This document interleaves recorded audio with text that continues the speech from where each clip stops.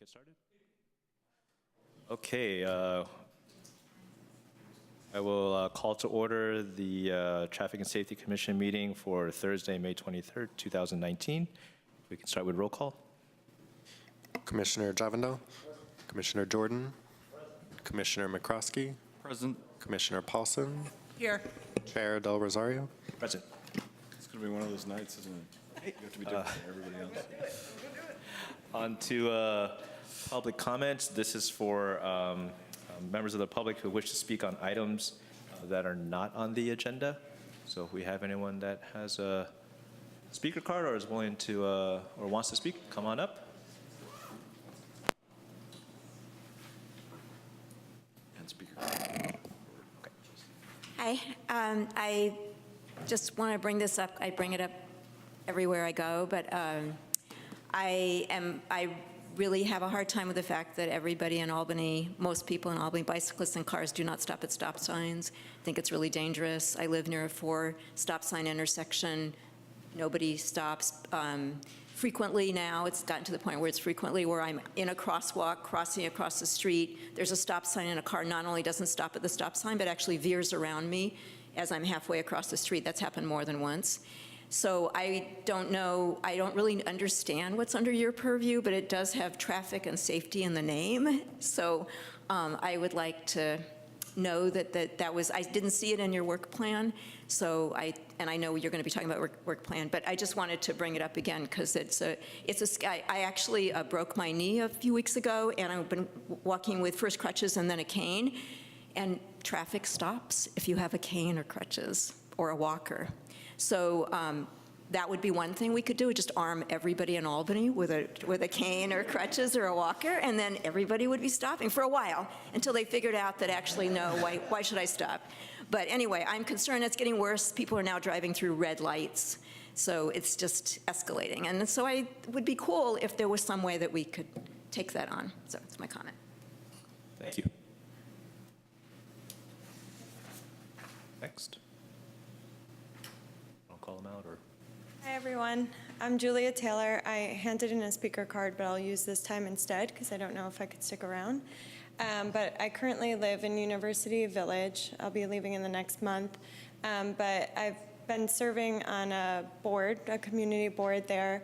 And one of the concerns that has come up a bunch from a lot of parents in the community is with the closure of Ocean View, getting their children to school.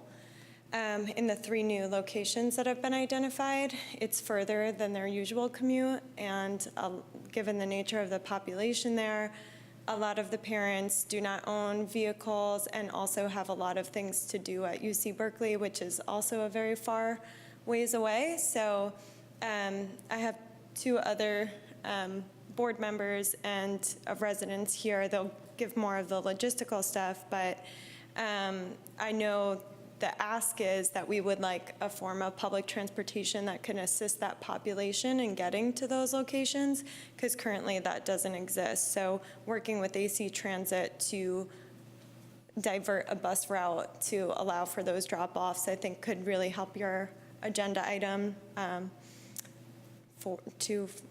forget what the number is, but with curbside mitigation, because right now the only other option is carpooling, which is time-consuming and strenuous for students to pull together.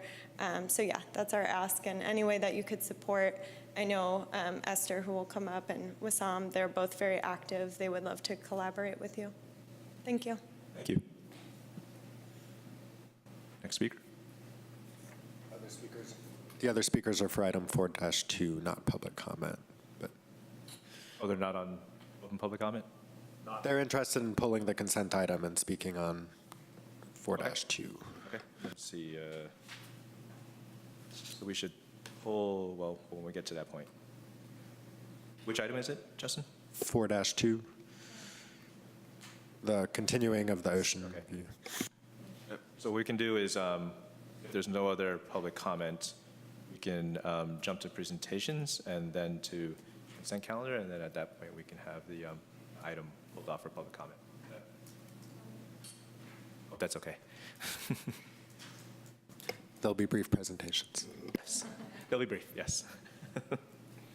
Okay, item 3 is 3-1, monthly police data and collisions and citations. Data reporting from the police department for the month of April include 0 pedestrian collisions, 1 bicycle collision, 10 vehicle collisions, with 2 of which were injury collisions.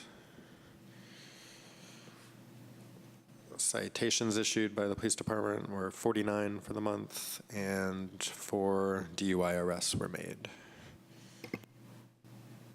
That concludes the presentation. Questions? Justin? I was just wondering if there's any more details on the fatality at Jackson Solano. Somebody from the public commented at the last city council meeting saying things about it that I think probably weren't accurate. So I wanted to get it in the record. Thanks. Sure. This was reported here last month, but I can report on it one more time. On March 18th at around 1 p.m., there was a fatality that involved a vehicle versus pedestrian. It occurred at a 4-way stop during daylight hours in the afternoon. An East Bay paratransit vehicle turning left from westbound Solano onto southbound Jackson struck a pedestrian crossing the street. Drugs and alcohol didn't appear to be a factor. There were no street or environmental conditions that were factors either. The primary cause was determined to be operator error during a turning movement. And wasn't in the report from police, but I believe it was not a student, it was a senior that was crossing, is what I was told. Oh, it was a senior, you say? Oh, I'm not sure we knew that last month. The person on Monday said it was a child and there was a crossing guard there, so that's kind of what I wanted to enlighten on. Thanks. Any other questions? I have a request. Please. Formatting. Could we increase the point size of the labels at the bottom so that they're visible on the screen? Sure, we're getting to the point in our data that we'll have to figure out now that it's long enough number of data points that labeling will, or shrinking from the full history, we'll have to figure out a better way to communicate that. But It's not so much the labels on the axes, it's the identifier. oh, got it. Other questions? Comments? Okay, seeing none, on to 3-2, shared mobility data. As reported last month, Lime is no longer doing manual bicycles. The scooter data is shown for the last month. There were 66 riders, 83 rides, and continues to be just people taking them and them migrating up into Albany. They're not deployed in Albany. Question? I Justin, sorry. included a map now that the map is just showing scooter usage, now showing, yeah, some of the ridership that we're seeing in the city. And we didn't get updated information from GIG for the month of April yet. Okay. Should we do the gig data first and then car share data, and then we can have questions? This is what was provided last month. We didn't get updated figures for April. Okay. All right, questions from the commission? On the Lime usage data, on the bar chart, I think that's weekly. Is that right? That's right. And it looks like it's 30 rides a week for the last 3 weeks of the bar chart. And then, which is more than 83 rides in a month. The month, it may be like a calendar month Okay. versus a It's week not by just- week. right, It's not not the last 4 weeks. entirely. Okay, thanks. That's the lined up. explanation for that. And do you have any idea how many scooters were involved in this? Yes, I can provide there. You can see a third tab there that says number of vehicles. It's not that interesting because it's usually one vehicle, but I think there may be one of the peaks. It was 2 or 3 that made it in on an average. Okay. So looking at the map, that's pretty amazing for one vehicle. So one, And I was kind of wondering, it's, because of the way they're plotting it, there's routes that are overlapping, so it's kind of hard to tell what any individual trip is doing, which I guess with privacy concerns, I could see that. But it kind of, I guess one of the things that fascinated me was, one, there's rides along Talbot for 3 blocks, which is interesting because that's a designated cycling route. And it looks like there's rides that go either up or down Solano and then up or down Marin, connecting the two, because there's some blocks that connect between the two where the rides is hard to see on this particular screen in the sliding, but the rides don't extend. You know, they're in the block between the two, but they're not beyond the block between the two. So that's kind of what I was interested in getting more information on, because that's relevant to the Solano planning that we've been talking about, the idea that people could ride up Solano and ride down Marin. Yeah, so I don't know what the data possibilities are there, if it's possible to get more granular data from them. We're not provided more granular data. I know that other jurisdictions that have an entire permitting process have some requirements on what data is provided. I'm not sure what level of detail, if they can look at individual trips in that or not. Okay, thanks. Any other questions? Do we have any idea yet of when Lime scooters would be officially in Albany? Is there any timeline for that? Subsequent to their presentation, they indicated that they would probably not deploy in Albany in advance of a potential deployment in a neighboring jurisdiction. Okay. So as of now, they haven't notified us that they intend to do a Albany-specific launch.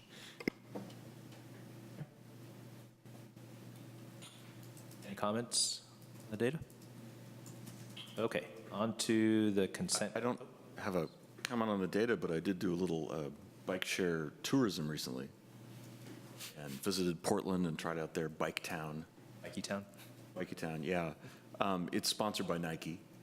But their bikes are really interesting. They have docking stations, but they're essentially a series of racks.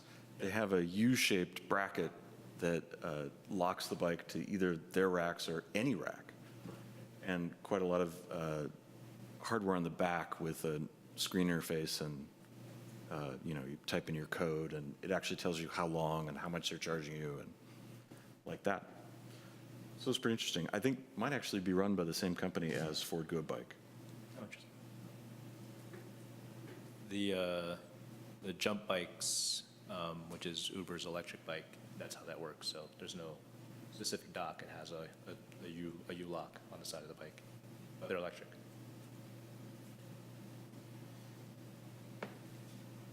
Any other comments? Okay, on to consent calendar. 4-1 are the minutes from April 25th meeting.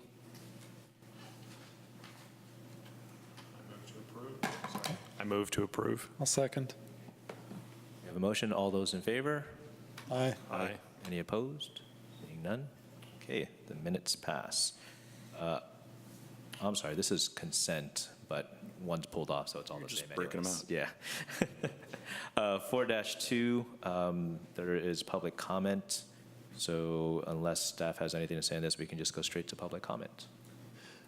As mentioned on the agenda, the school district has requested this be continued to next month, and they have indicated that they plan to present this item at a school board meeting.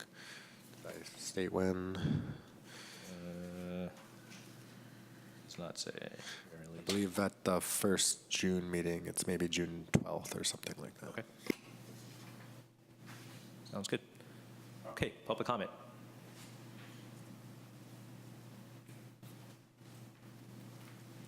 Hi, I'm Esther Raymer. I'm from the Village Residents Association, so the same concern that Julia mentioned. Some more details would be that there are some buses like the AC Transit number 80 that goes through the village and kind of loops up around to the El Cerrito Plaza or the bus station there. That is like a 30-minute ride, and then from the school to campus is a 45-minute ride. So combining those two with dropping your kids off and waiting for the bus again gets you over 2 hours of commuting to campus, which is something that we hope to avoid. The director of the village said that there are 237 kids of elementary school age, and we think that most of them go to Ocean View, although we don't have exact data on that. But that would mean a lot of cars. There are some families with 2 or maybe 3 kids in school, but in general, there's a lot of like 1-kid families. So I think it's going to mean a big increase in traffic around the schools. So I think having a viable public transportation alternative would be in everyone's interest. We went to UC Berkeley about asking about shuttles. They didn't know. They didn't think that that would be approved. I talked to the school board. They don't have any money for buses. There's a service called Zoom that's like Uber for kids that the school could contract with, and parents could get a monthly package, but I really don't know how much that would cost. I checked for one ride just without a package, and a one-way drop-off would be $17, so that's not anything a student can afford. So yeah, I think, I don't know, like some kind of shuttle bus would be like very, very ideal, but we don't know if we could go to AC Transit for that. If because they have buses, they would get some revenue from the bus fares for that, whether it would cover, and whether the streets closer to the school are even open for buses. We aren't sure about those details. But we would like to have more discussion about that if possible. A lot of parents don't have cars, are thinking of buying a car or a second car. Yeah, we're in a tough place with this. I engage. Yeah, please. So I'm a Safe Routes to School champion volunteer in Albany. Have you connected with the Safe Routes to School champions at Ocean View? Not yet. We're going to be at the next PTA meeting and hopefully can connect with them there if they're there. If not, we could maybe get their contact information. I can connect you. Great. So let's share contact information. Yeah, that would be great. Thank you. Is there another public comment on this, or?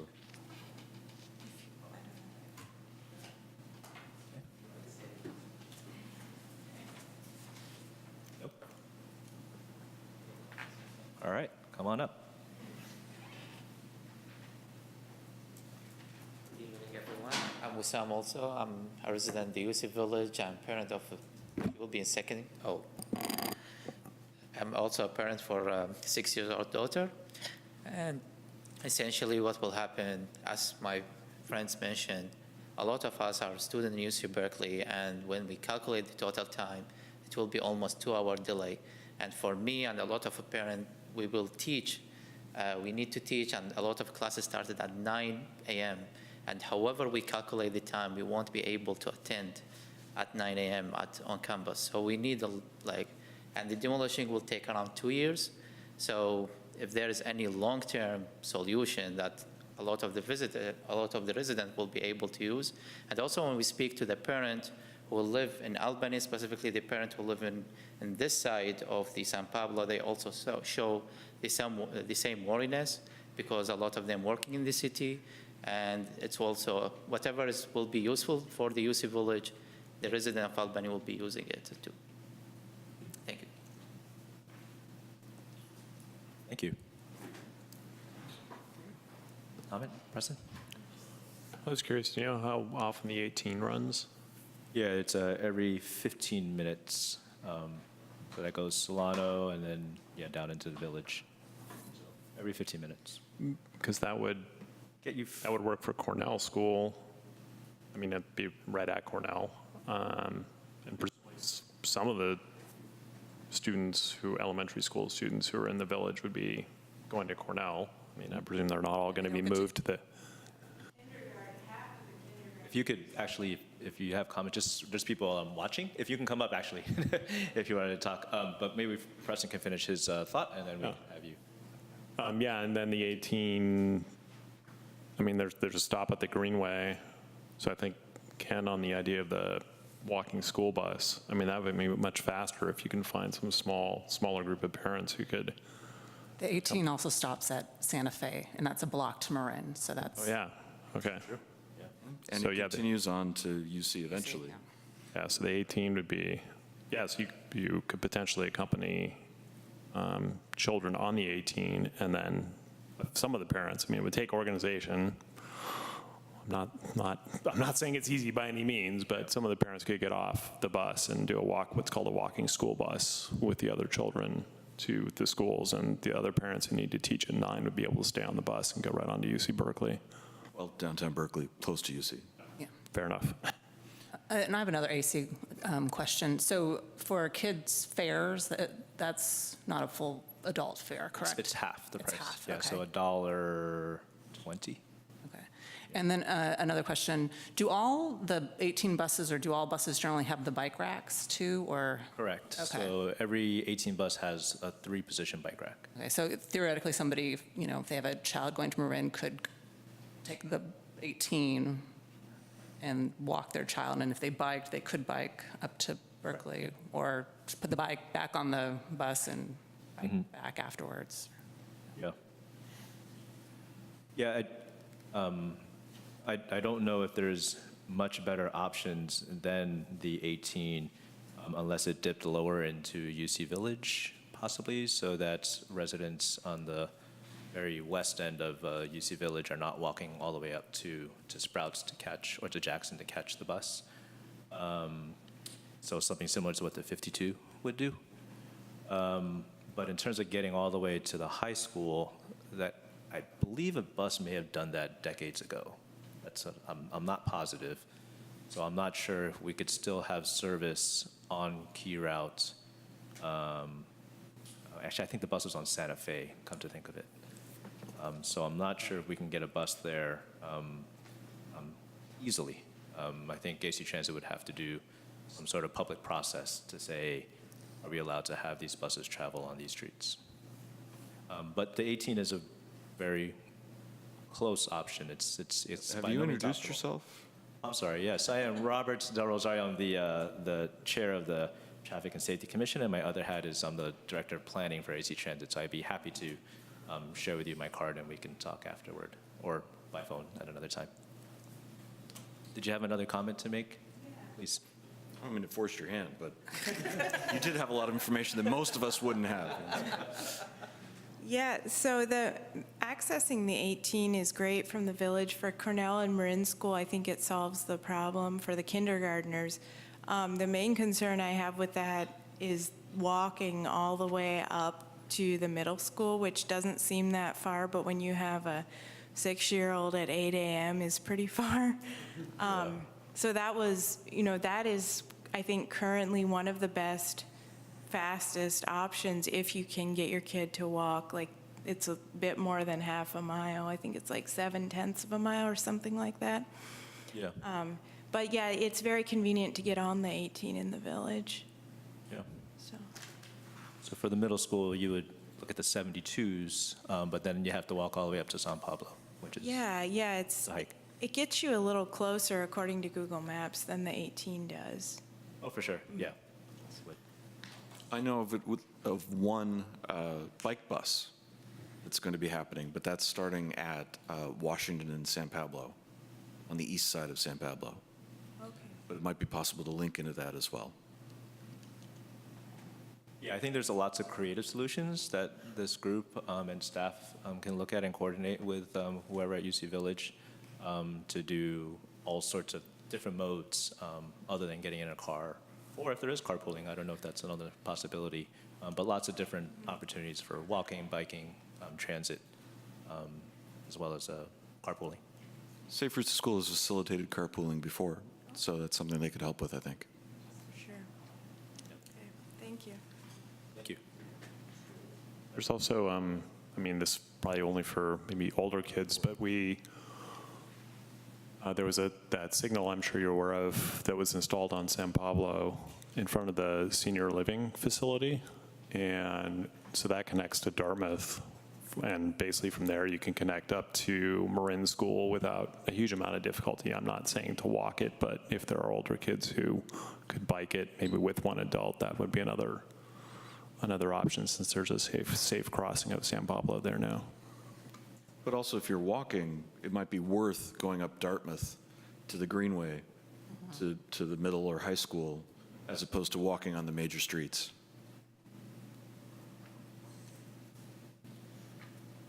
Any other comments on this item? Will definitely be continued, so there'll be lots more discussion on this, but we appreciate you guys coming out. Okay, on to the discussion and possible action on matters related to the following items. 5-1 is the commission work plan. Thank you. So the previously recommended work plan was presented to City Council May 6th. Rather than go through the items in detail at the meeting, Council referred it back to the commission, directing staff and the chair to meet with Councilmember Barnes, which we have, and to bring a revised work plan back to City Council. Comments from Council at the meeting included direction to focus the work plan on Council priorities, make the work plan more focused and more cohesive, focus on street safety infrastructure, such as PCI, pavement index, lighting, crossings, and to set priorities. Based upon council feedback and discussion with the chair, staff has prepared a revised draft work plan for your discussion. Changes to the work plan include identifying the relationship of work plan items to the capital improvement plan, organizing the work plan items by City Council strategic plan work plan items, and establishing prioritization based upon the council discussion, as well as a set of priorities that were removing a number of items as identified in the staff report. So I'm sure there will be plenty of discussion on this, but this hopefully gives you a good jumping off point. And one note, since there's been a lot of discussion already, I threw in a new possible terminology for the encroachment item. City-owned right-of-way rather than public property. Maybe that would be something that is acceptable to both ends of the spectrum. Starting point. Not meaning to get into another debate on it, but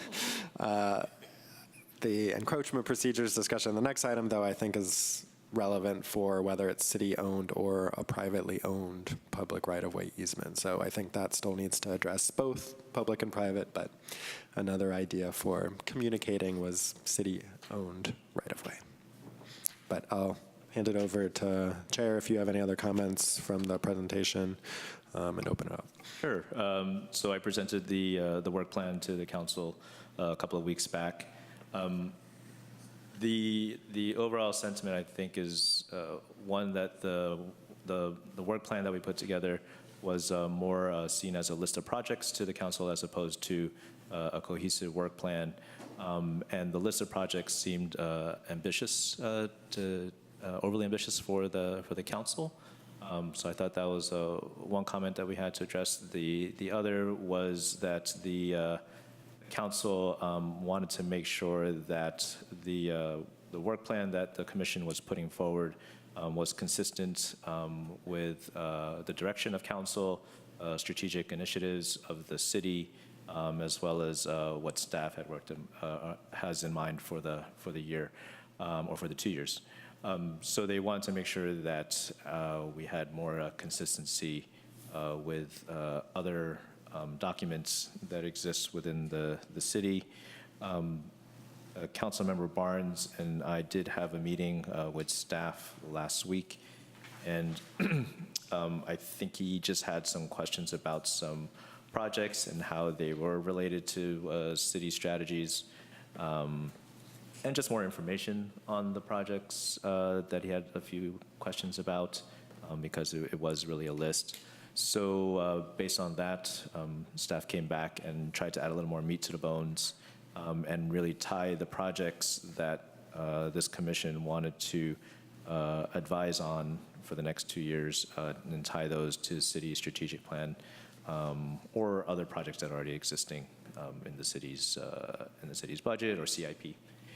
I think the other piece of this is that we had to thin out the list of projects, and things that fell to the wayside were the projects that maybe weren't as tied to city strategic initiatives or were not as developed as other projects on the list. And so those are listed in the staff report. That's all of my comments.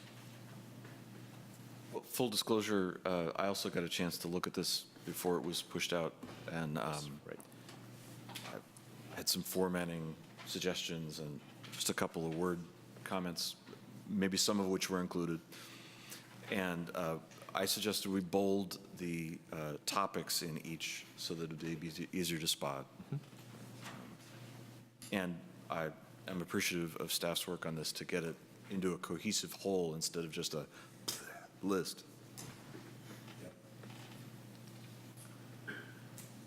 Thanks, Ken. Other questions on this?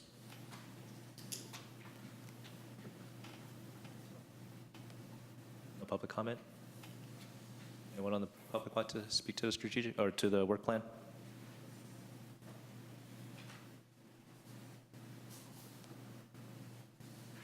I heard what you just said, but I'm still confused. So the city council, so maybe just a little bit more explanation. The city council had some comments. So the thing that I'm looking at now is the final one, or reflects the comments? Is that what you're saying? The version now does reflect the comments of city council and the commission, the chair and Commissioner McCroskey's response to those comments. There were also direct edits from some council members on the document, and then there was a revision by staff taking all of these things and making it more of a plan with priorities and then tying them to strategic initiatives. So this draft version, if approved by the commission, would go to the council for consideration of approval. Okay, so what we're saying is what you're, okay, I just wasn't clear on. Okay. They got incorporated, thank you. Any other public comments?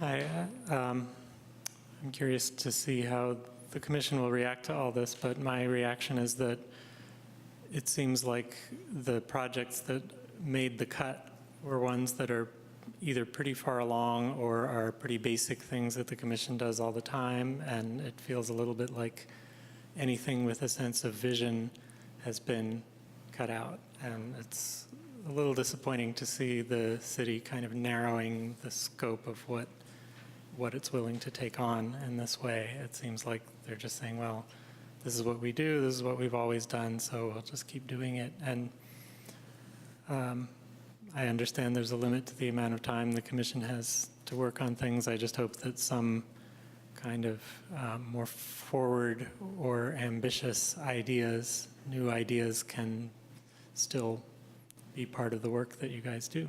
Thanks. Thank you.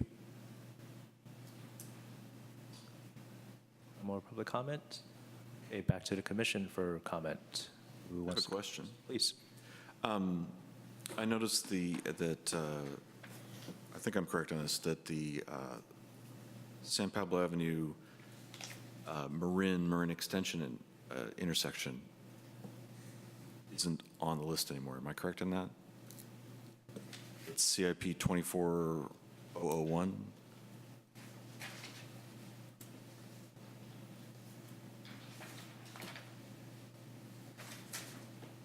Oh, wait. Oh, it's on our list of completed. Right, so I'm wondering if that was one of the things that council specifically requested. So this would be Buchanan Phase 4. It's on the cut list. It's at the top of the second page. Right, okay, great, it's on the cut list, right. So I'm wondering if that was a specific direction from council? I did not get that direction in my meetings with council or at the council meeting itself. I don't know if there was correspondence from council to staff about that. No, it wasn't. It was just part of trying to pick priorities and per their direction, but it wasn't called out specifically. Well, we actually had an agenda item last meeting where staff said that that was on their agenda. So I would suggest we put that one back in.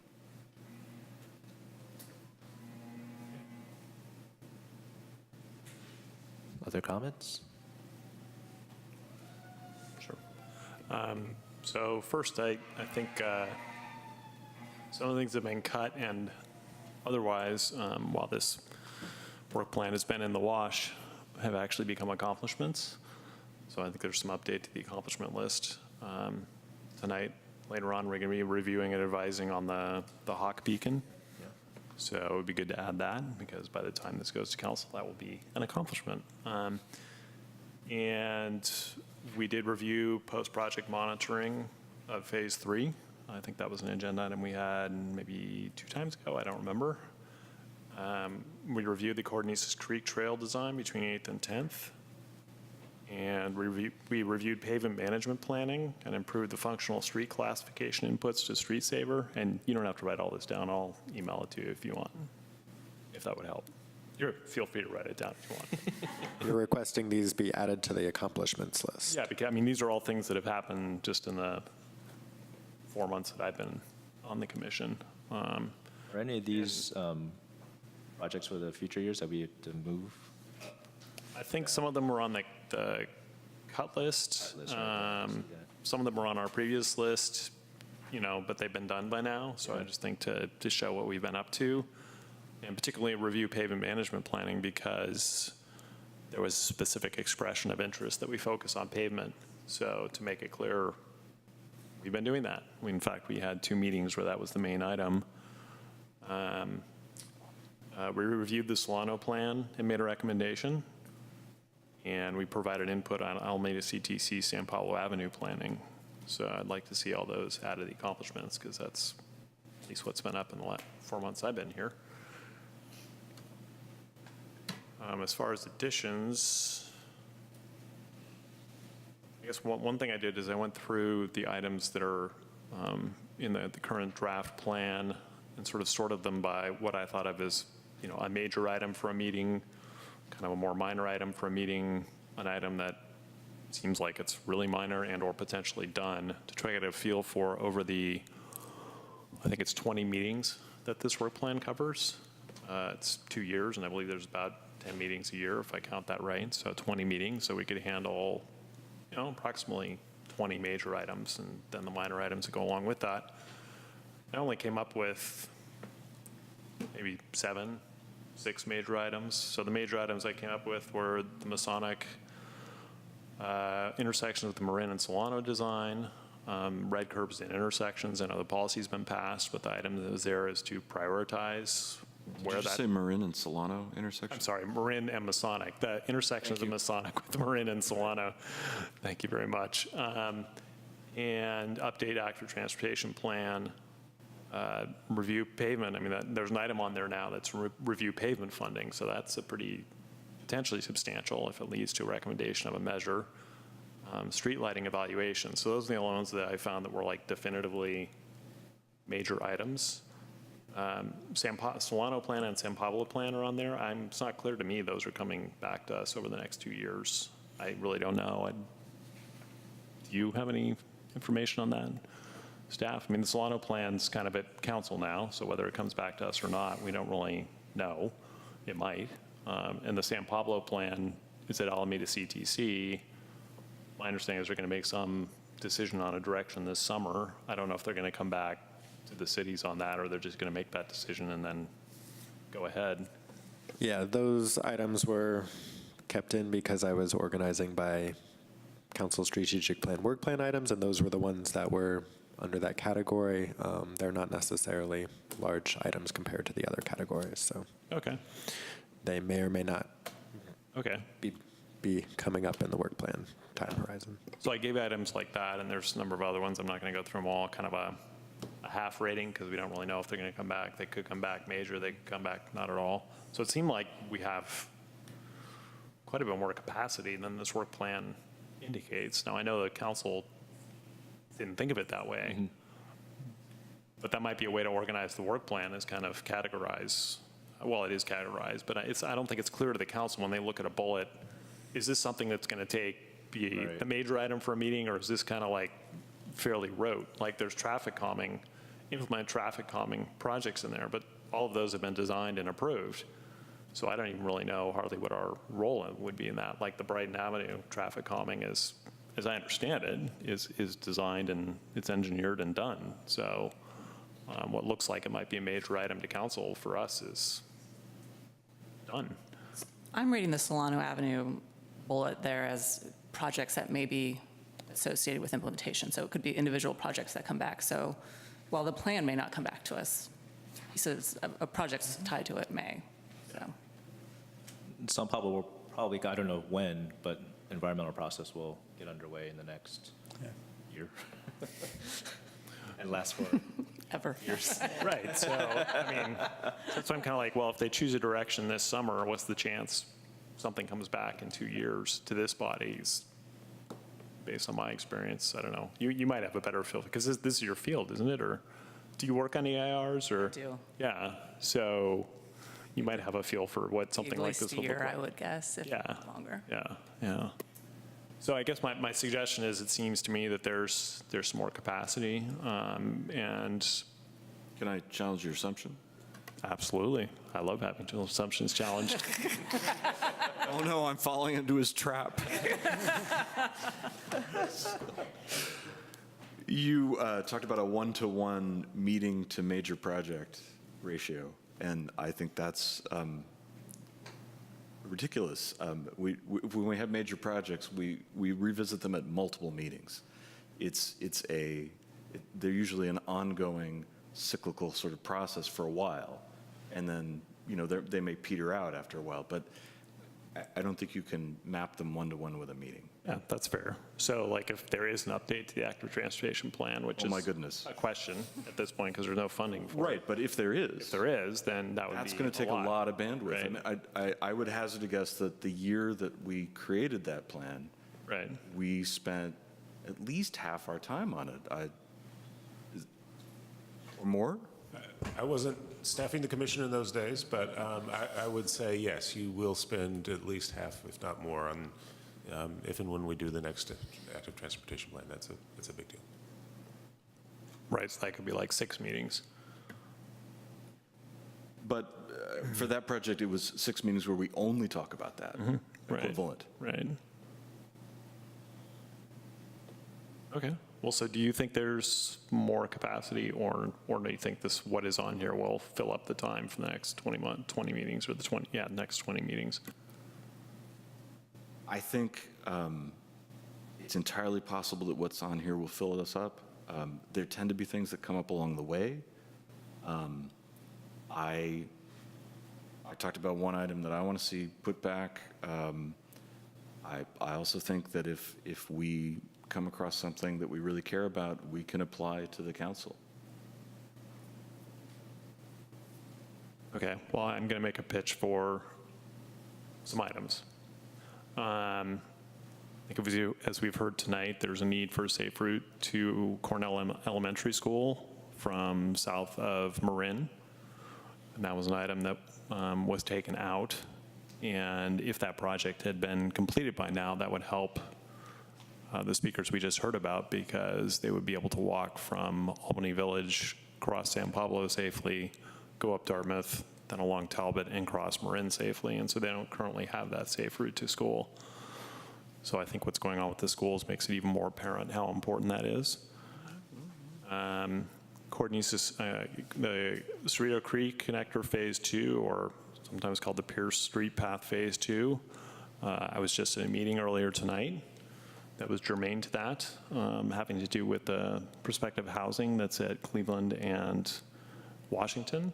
So I don't know why that wouldn't be on our agenda. That's clearly a project that is going forward and will have an impact on what the shape of that particular segment of cycling infrastructure looks like. So I would think that reviewing that project would come to this body because of that nexus. in any case. So I think it's good to reflect it on the work plan, because I certainly like it to come to this body, and I think it's appropriate that it comes to this body. Did you say the Cerrito Creek completion of the trail is related to the Saha, the housing, the affordable housing that's housing. taking place over on Cleveland at Washington? Yeah, so the original grant for designing or for planning that trail came from ABAG's Bay Trail project, and it's officially called, at least in documents long ago, from the turn of the millennium, if you will, the Cerrito Creek Connector Trail. So it was envisioned as a connector trail to connect from the Albany Greenway to the Bay Trail. Now, jurisdictions have varied. It crosses through. Wait, I So, see where my problem is. Just to, I was think thinking I the can wrong provide the creek. clarification. Sorry? It's connecting from that cross connection along Pierce Street. It's labeled in the, here as the Pierce Path Segment 2 or Phase 2. Great. Okay. My mistake. Sure. Yeah, I think I tripped up and started to say Cordonesis Creek, so you might have heard that. That's what I heard, yeah. Yeah, I apologize. No. And then city standards, I mean, there's really only one element to that, and that is to once and for all kill diagonal curb ramps. So this body in 2006 voted that no diagonal curb ramps should be installed in Albany, and yet as recently as 2014, I think, they were still being installed. There was one that was installed where a valley gutter was also being installed as part of that project. So now if you use the curb ramp and it's raining, you're being directed right into where both gutters are converging. You know, it's just not a good situation. And I know, I believe some of the council members, I believe, were on this body when that was passed, and it's never been embedded in city standards. So I think it would be something fairly simple. There's already a policy.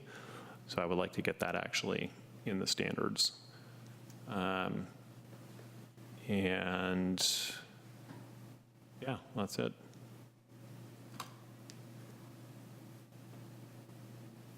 Other comments? I would support the Cornell Safe Routes to School at Marin and city standards if it's specific to curb ramps. Agreed. I would also support that. I think anything related to schools, we should always make a priority at this commission. So I think on the list that was crossed off, that's the only school-related project, I believe. I'm fine with the standards as well. There's the Buchanan parking right lot, that project's happening. So either we're not going to comment on it, or and it's going to go forward without any input from the commission, or we do. And I think if it's a project that's brought onto the city's lap, then that's something that we should comment on. Well, I think Just monitor.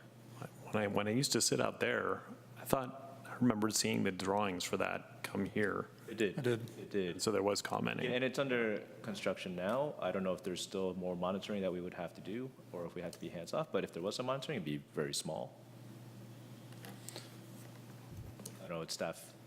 There are some agreements that we're waiting to, we're told to expect in terms of how who's going to maintain the facility and enforcement of parking and so forth. But I don't know that we haven't gotten them yet in any sort of form that's we haven't been able to evaluate them or negotiate them or anything like that. There might be a role for commission in that, or there might not be. Yeah. Well, presumably, if you're going to have agreements, those could come to the commission and then go to council. Sure, if it's related to, if it's, who's going to write the parking tickets, you may not, we wouldn't normally bring that to you, but if it affects how people can use the parking facility, then yes, I would think that this would be the public forum for starting that discussion.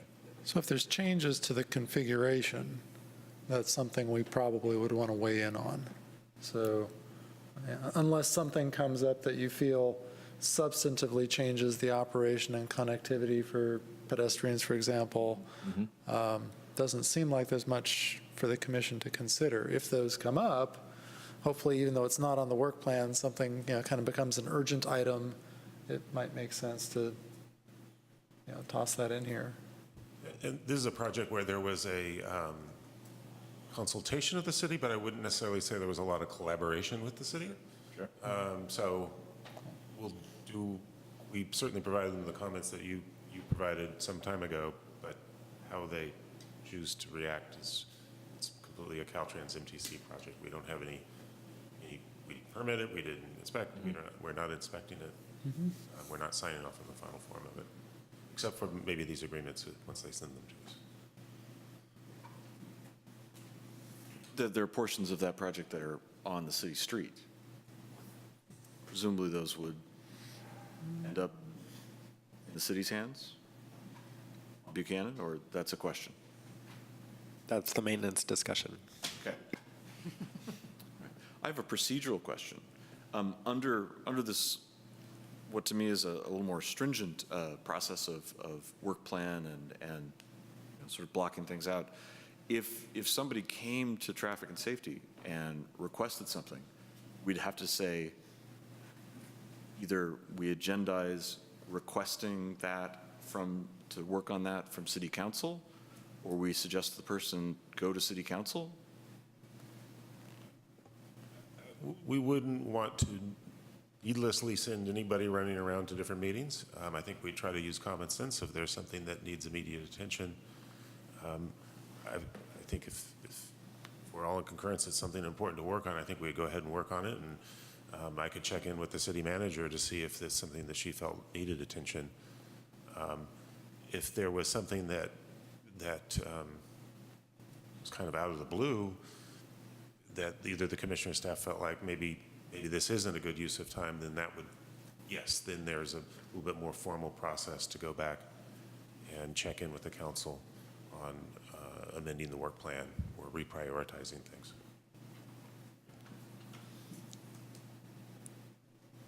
Okay.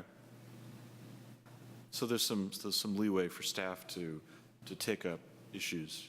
Sure, and for the things that aren't on the list, if they may still be important to the commission. It's just kind of, I look at it as a prioritization tool, and particularly at the early part of the work plan period, it's useful. As we get towards the latter part of 2021, we'll probably going to be moving further and further away from it. There'll be lots of new things that none of us have thought of yet, and that's kind of the natural cycle of something like this. So. Do you think the city council understands it in that way? Yeah, actually, I think they do. Okay. Any other comments? So staff is looking for a recommendation from the commission to put forward a revised work plan. Looks like we had a number of edits for both accomplishments as well as projects to incorporate back in. I can make a motion if you'd like. Please, if that's. Yeah. So I won't belabor the accomplishments. I'll just send you those by email. But in terms of I move to approve the draft work plan as formulated with the addition of Buchanan Marin Extension, or San Pablo Marin Extension Phase 4, and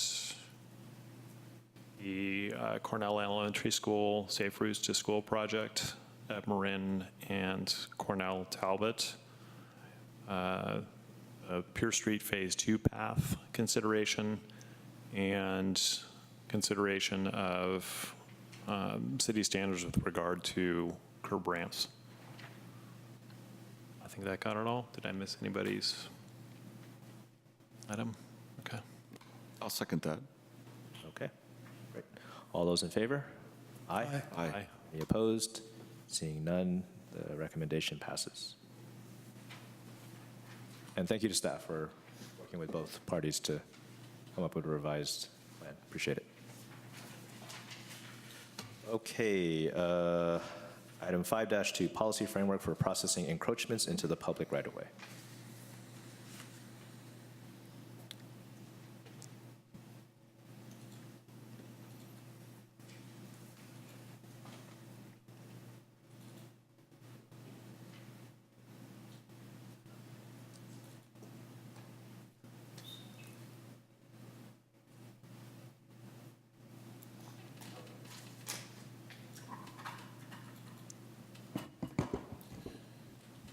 So it's nice to be able to get to this agenda item. It's been on your agenda for a few meetings, and it's been towards the end, and we haven't been able to get to it.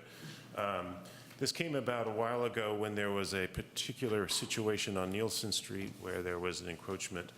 A homeowner was building a wall in the front yard that encroached into the public right-of-way. It happens every few years. We've had situations like this pop up, and we've worked on it and resolved the issues on kind of an ad hoc basis. But what we'd like to do with this framework, this proposed framework, is to set up a regular procedure, not trying to make it too bureaucratic, but just want to lay out a standard procedure for dealing with situations where there are fences or walls or something that encroach into the public right-of-way. There are some images in some of the material that were attached to the staff report to give you an idea of the kinds of things that happen pretty routinely. There are a lot of these all over town that have been there for decades, and then, as I said, they occasionally come up. We had a situation with, for example, the YMCA. I think they needed to have a slight encroachment for one of their emergency exits. There was a building on Solano that was approved but never constructed. It was a dental office at Ordway in Solano, and the way the slope of the site worked and the accessibility requirements, they needed to do some steps that encroached into the public portion of the area. So, and like I said, we've dealt with this on kind of an ad hoc basis, and this is to more formally memorialize that. To summarize what's in your staff report, the kinds of requirements that we'd want to make sure that are complied with. The first is kind of an alphabet soup of acronyms of different codes: municipal code, building codes, planning and zoning codes, ADA accessibility codes, utility companies, clean water requirements, and there are actually some more.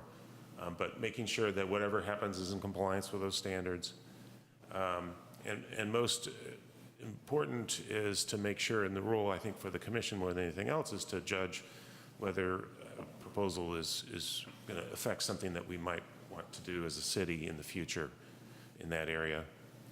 The third is just good risk management of making sure that there's liability insurance in place for that encroachment. And then finally, it is just, while it may be there for a long time, that we do have a process to go back and remove it or revoke it if we need the area or if it's not being maintained properly. In terms of processing these things, again, it's been ad hoc. Sometimes the Planning and Zoning Commission has looked at it. Sometimes the Traffic and Safety Commission might look at it. Although it's not written in the municipal code yet, the way that we think about the difference between planning and zoning and traffic and safety is planning and zoning is really looking at development of structures and buildings and primarily private property or structures and buildings on public property, but in not affecting the transportation infrastructure. This commission looks more at the transportation infrastructure, and thus that you should probably, in many cases, have the lead, and almost certainly there will be a collaboration between the two commissions if they're processing a building and you're looking at the impacts on the infrastructure. Want to formalize the process a little bit to match what we do in planning and zoning, just so that we are following best practices, make sure that we're have an application that's complete, that we do a public notice, that we have written approvals to give you the legal authority, or the city council, depending on who ultimately approves it, the authority to impose conditions of approval, and then have an appeal process so that if someone is unhappy with the decisions that's made, there's a documented way that gets run up the flagpole. At this point, I don't have anything else planned in terms of a presentation. I know Commissioner Jordan had a different approach to this, and I'll leave it to him if he wants to address that or not. But our main goal here is to set up a procedural framework so we're treating everybody the same way, basically.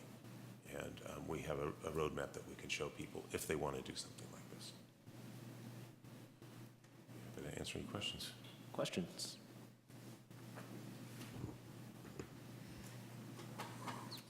So how would when would this, I guess during site plan review, the city would determine if there is going to be proposed improvements that would encroach within the right-of-way? Is that when this would occur? It could. So in the example I gave of the dental office at Solano and Ordway, that was in the site plan review. They were trying to make the slopes work, and we went to found the only way to really make it work well was at that stage. The other example I used with respect to Nielsen Street, that was a standalone initiative by the property owner to it was a unique piece of property. We don't need to get into the details of it, but they just went out and built a retaining wall as a standalone project. Any other questions? What about liability for existing properties that are encroaching on public right-of-way? Right. So that's kind of there are a lot of long-standing situations. In a perfect world, we would have time to grind through those and document them and make sure that there are agreements in place and people have the proper liability insurance. We're not proposing to be really aggressive about that unless we think there is a situation that really needs attention. But if someone were to come along and say, oh, we're going to remodel our house and we want to add a bedroom to the back, if there was a situation in the front, we might say, okay, good, this is the time where we can take care of that front yard encroachment. But we certainly, I don't want to leave anybody the impression that we're going to go around trying to make people take down their nice little white picket fence that might be in the front yard that encroaches a few inches into the city right away. It's the public right away, the transportation. What is it? City-owned. I just can't get that out of I'm sorry, I've been doing this for too long.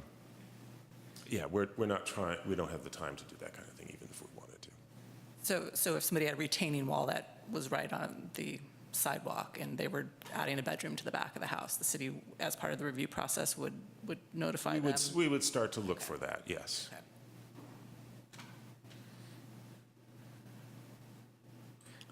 And then the standard homeowners insurance cover that type of liability that could potentially happen if property's in the public right of way? You know, I'd have to look into that. I don't know what an insurance company would actually say about that. At the very least, if we could get an indemnity or a hold harmless agreement, that helps us a little bit. Yeah. And looking at the maps that were in Preston's report, there's a lot. I mean, every majority we're encroaching on. Well, there's landscaping encroaching is another thing to have Sure. something that's a substantial structure where it's maybe more likely that there would be a problem. And do we know, is this just an Albany-specific issue, or is this Berkeley and El Cerrito, and this is a common This common is thing? this is a very common situation in older cities. I meant to scan a document that shows the subdivision design guidelines that were developed by the U.S. government in the early 1900s that cities like Albany used in laying out the streets. It's a very standard requirement. It's all over Berkeley and Oakland and Albany that I'm aware of. Newer cities and suburbs, mostly I think post Proposition 13, when development economics kind of changed, the newer subdivisions will have the land is privately owned either by the property owners or by a homeowners association. There's an easement that's granted usually to the city or that establishes that right-of-way area as being available to the public for transportation purposes. But any older city has that as a pretty standard situation. I live in Oakland. It's in my house. It's in my neighborhood. It's not unusual. I was looking at the what staff is requesting of the commission, and it's just to provide comments. So what would the process be, and is this something that you're looking more for approvals from planning and zoning and city council, or is there some sort of action that would be eventually taken at this level? Eventually, there would need to be either a municipal code, probably a municipal code amendment, and it would go hand in hand with some of the other amendments to the municipal code related to the commission, and maybe some administrative policies as well. At this point, haven't mapped that out in detail until we get direction from you that we're on the right track in terms of what you, the general format of the process, and then we'll decide exactly where we think it should go, and then bring that back to you.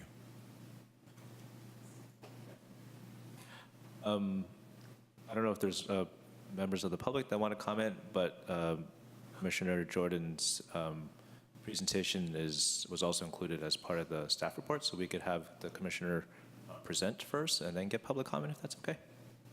Thanks. Yeah, I thought that would be better in terms of the public having a chance to comment on both. So I don't know if you can switch to this machine. So this is an analysis I did using GIS based on data from the city on the city's GIS project.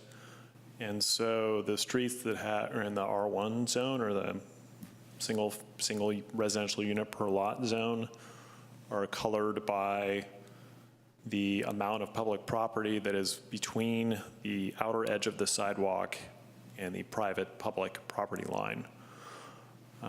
So you can see it varies quite a bit across the city. So in some places it's less than a foot, like along the west side of Key Route, south of Solano. In some places it's more than 7 feet. So you can imagine when you're walking down the sidewalk, there's places where the 7 feet of landscape that's next to you is actually city property. And there's places where none of what's next to you is in city property. So just to look at this difference across the city and illustrate that, analyze that, and broke the city up into these 4 different areas, and then plotted parcel by parcel how wide is that strip of city property. And so you can see the central area there, which is between Masonic and San Pablo, is the blue bars. And so 80% of those properties have 1 to 3 feet of public property between the property and the edge of the sidewalk. If you look at the southeast area, which is south of Solano and east of Masonic, there's only about 20% of the properties in that area that have that width of public property. Conversely, there's 35% of the properties have 5 to 7 feet, essentially in what otherwise appears to be their front yard. So it's pretty heterogeneous across the city. It's not random by any means. It's highly spatially correlated. And then this is an analysis of how much public property by square footage, by area, is associated or is in front of each of those parcels. And this is, again, public property that's back of sidewalk. So again, you can see that varies quite a bit. A lot of the properties that are between Masonic and San Pablo, it's 0 to 100 feet. A few, it's 100 to 200. You look in other parts of the city, and most of them are 200 to 400. Some of them are 400 to 800. And you get up to 800 square feet. That's pretty substantial. I mean, the smaller lots in Albany are 2,500 square feet. So that's the equivalent of a third of one of those whole lots. So this is thinking through this, which I didn't know about at all till this item that Director Bond described of the individual building a retaining wall on public property and basically enclosing that property into their private front yard or semi-private front yard. I'd never realized that this public property existed before. So I've been thinking about, what does this mean? Is there opportunity? Right now, the Climate Action Committee is in the process of developing a climate action adaptation plan. And one of the adaptation elements is to set a target for % of tree canopy in the city to compensate for the increasing temperatures that we're already experiencing actually pretty dramatically, and obviously will be experiencing more dramatically. And in order to do that, you need a wider landscape strip. So one idea that's come up is, over time, expand the tree wells, potentially expand the whole landscape strip so you can actually get bigger trees that have a substantial canopy. So that would have an implication of not allowing encroachments within some distance of the curb to allow for that future growth of tree wells, the sizing up of tree wells. And we kind of see that the impact of some of these encroachments already. If you go around town and you look at a lot of the tree repairs, which are due to street trees, there's places where quite a few lots where people built a fence, a low fence in their front yard that's to code. And the city has widened the tree well, but by narrowing the sidewalk. So the sidewalk's been narrowed to less than what's in the city standards, which is 5 feet in pretty much all those cases. I don't think that's a big deal, but we're already seeing the impacts of having these encroachments that have not been legalized essentially. They're impacting the choices the city gets to make in terms of sidewalk and landscapes. So my first thought is that no encroachments should be allowed within some distance back of curb to allow for increased landscaping along the street. It could also be used for green infrastructure, so for stormwater treatment, swales and whatnot behind curb.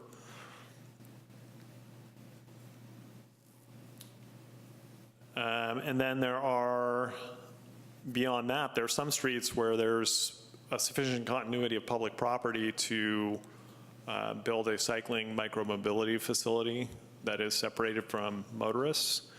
And this is actually called for in our current climate action plan. So our current climate action plan, this is called a stage 2 facility. It's a motorist separated facility. It's behind parking. And so the streets that I see where that looks like it'd be possible are Marin. So you can see continuously along Marin, there's 5 to 7 feet of additional public property behind the sidewalk. Santa Fe, same or more actually. And then Washington and Portland to the east of Key Route. So in those locations, the proposal is that encroachments aren't allowed. Structural encroachments aren't allowed at all. Now this brings up the idea of rescission, that the proposal is that structural encroachments be allowed with the caveat that the city can rescind it at any time. But I think the political reality is if the city half the property owners along a corridor have put structural improvements on city property, and then the city comes along and says, well, yeah, we want to convert this to something else, it's going to be a huge battle to, so the letter of the law is that the city can do it, but then, there's other avenues. There's going to their council members to fight that improvement. So I think allowing those improvements to happen in the first place really forecloses, in practical effect, not in legal effect, but in practical effect, the city being able to use its property for public good in the future. And then finally, I think that's the final one, property is public property that doesn't fit into either of those two previous categories. There's some areas of the city where that's the case, where a substantial square footage of property, it's not in one of these corridors, it extends much further back than 10 feet from the curb. Rather than just saying, sure, for a one-time nominal permitting fee, you can have the city property to use as you wish with our approval, build a retaining wall and put it in your front yard, that the city would instead make that property available for sale to property owners who are going to build an ADU. So that would be a way to get more housing into portions of the city that are the lowest density portions of the city potentially. So it would further the city's interests in meeting its regional housing needs assessment goals. And there could be other carrots potentially. That property could be sold with the bonus of what's called a floor area ratio of 1, meaning if it's 600 square feet of property, then they get to build 600 square feet of building when they buy that property. Not necessarily right on that spot, obviously. The setbacks would still obtain, which is 15 feet from the front property line, but somewhere on the property that's aggregated as a result. And so with this, I would suggest conferring with the Social and Economic Justice Commission and the Planning and Zoning Commissions, because it's obviously germane to their interests, one in terms of housing equity, obviously planning and zoning if it's going to get into floor area ratios. And then finally, on properties, other properties, the city would allow a structural encroachment for fences, retaining walls, but rather than it being a one-time fee, which leads to people thinking I own it now, it would be an annual fee to basically lease the city's property. And that would remind that property owner every year, this is not your property, this is the city's property. The city can come back and take it back, just like any landlord can do. And in terms of treating everybody equally, I mean, I think one of the issues that catches my eye is the city can't treat everyone equally. If it just allows a one-time fee for adjacent property owners to come in and use public property, because not all properties have the same amount of public property in front of them. So the approach of providing a one-time fee to come in and use public property is really going to benefit to a much greater degree a certain part of the city relative to another part of the city. And as we received in a written comment, the city should not take that approach without some kind of policy justification. And I can't see any policy justification for making massive amounts of city property available to some private property owners when it can't be made available to each and every private property owner on an equal basis. Thank you. Do we have commission questions on the proposal? Yeah, please. Go ahead. Are you aware of any cities that have tried to monetize the encroachment or the right-of-way that people assume is theirs, but it is within the city right-of-way? No. No. I haven't looked into it. Yeah.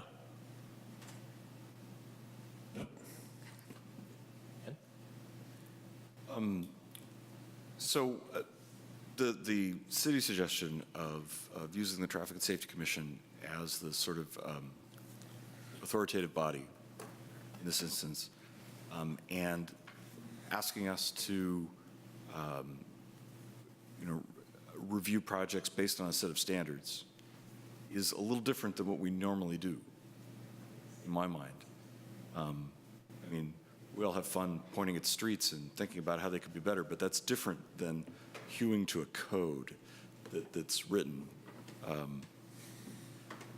So that to me is a big shift in some ways.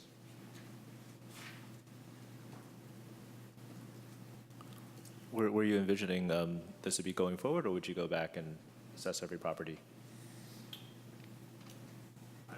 I can't imagine assessing every property at this point. I mean, that'd just be a huge amount of work, and talk about political blowback. That would be pretty epic. So I think it would be going forward. And yeah, I would say it's going forward. Well, you've proposed certain streets. So, I mean, routes. Yeah, but I wasn't necessarily saying that along those routes where there's current structural encroachment, the city would necessarily go out and say, well, now you have to get a permit, and by the way, you're going to have to pay every year. And by the way, we're not going to allow it because on these streets, we might have a future use here.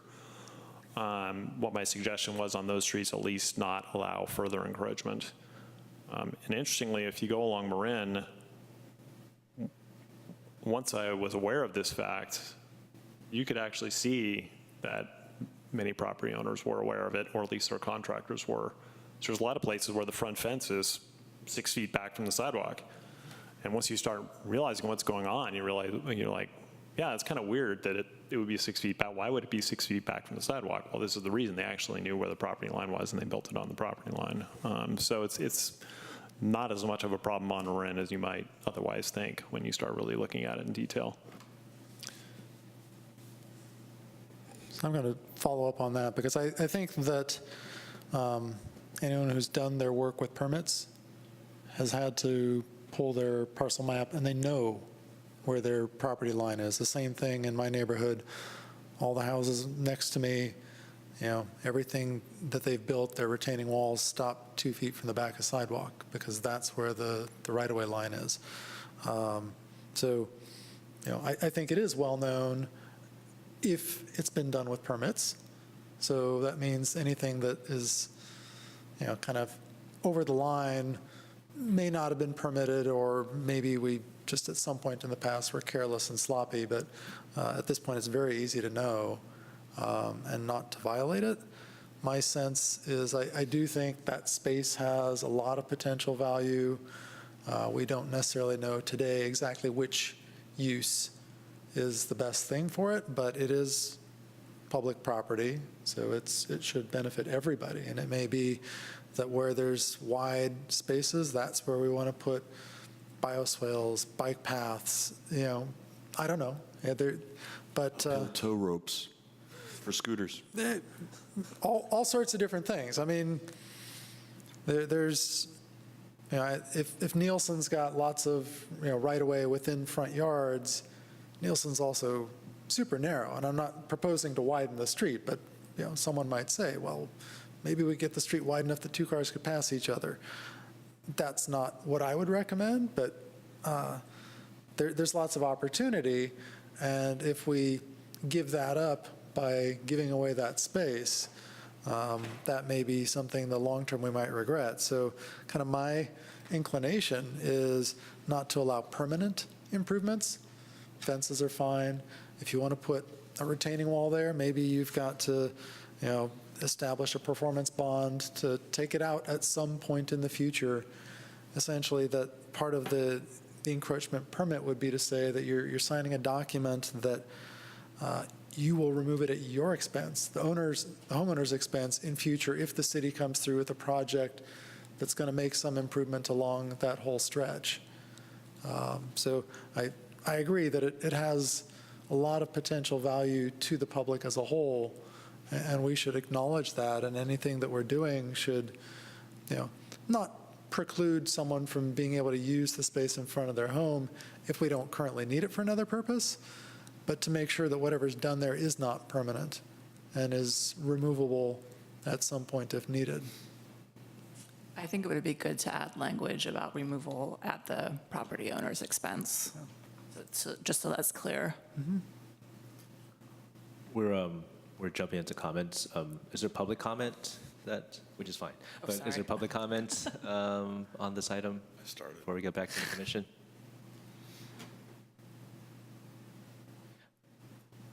And it's 9:26. Should we get a motion to extend?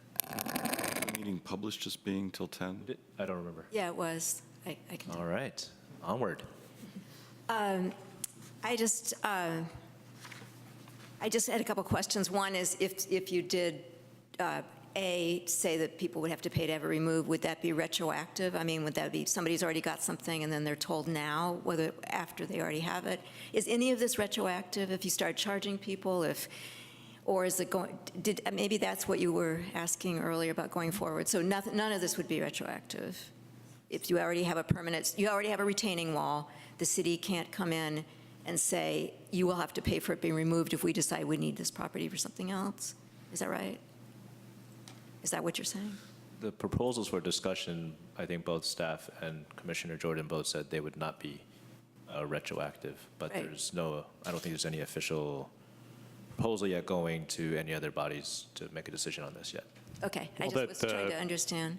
The staff report has a section on legalizing existing, which does talk about part of legalizing existing is the property owner signing a document recognizing that it's the city's property and the city can have them remove the structure, I presume. That is part of some sort of project that Yeah, we the should owner ask is staff. undertaking, not just, it's my understanding the city's not going to go to me, I'm not doing any projects that you have a retaining wall, you need to sign this. Yeah, I'm not suggesting that, but I don't know, it just, the Yeah. bottom part of the staff report says legalizing existing encroachments, so I don't know what staff had in mind with that. Well, it's just, again, it's definitely for discussion. I think it is,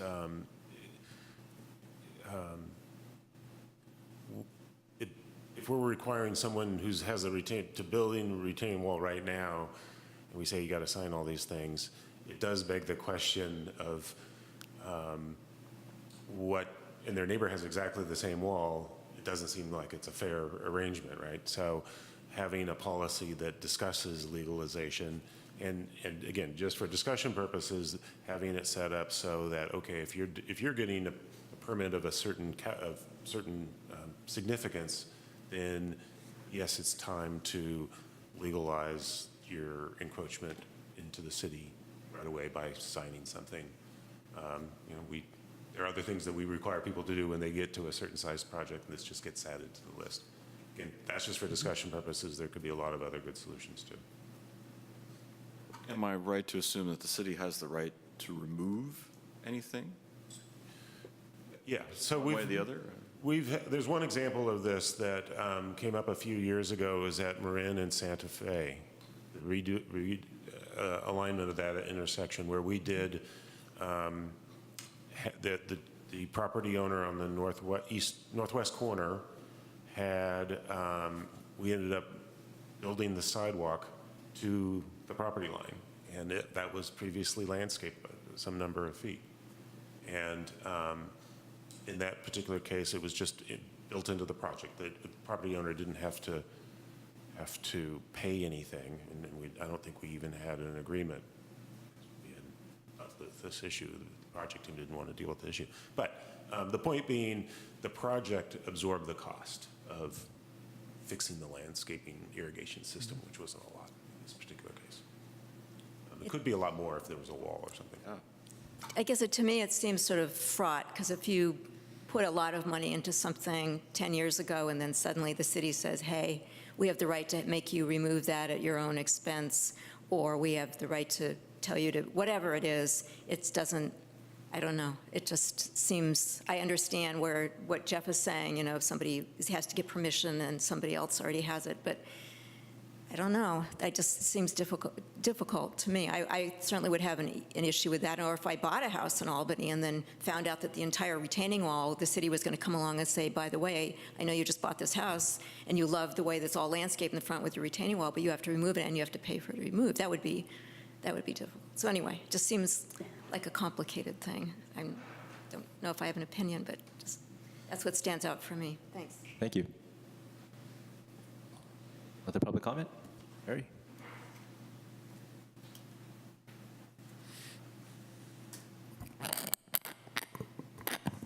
Well, this was really eye-opening to read Commissioner Jordan's report about this. I had no idea. I'm sure a lot of other people had no idea. I think it's important to stick to the principle that public property be used for public good.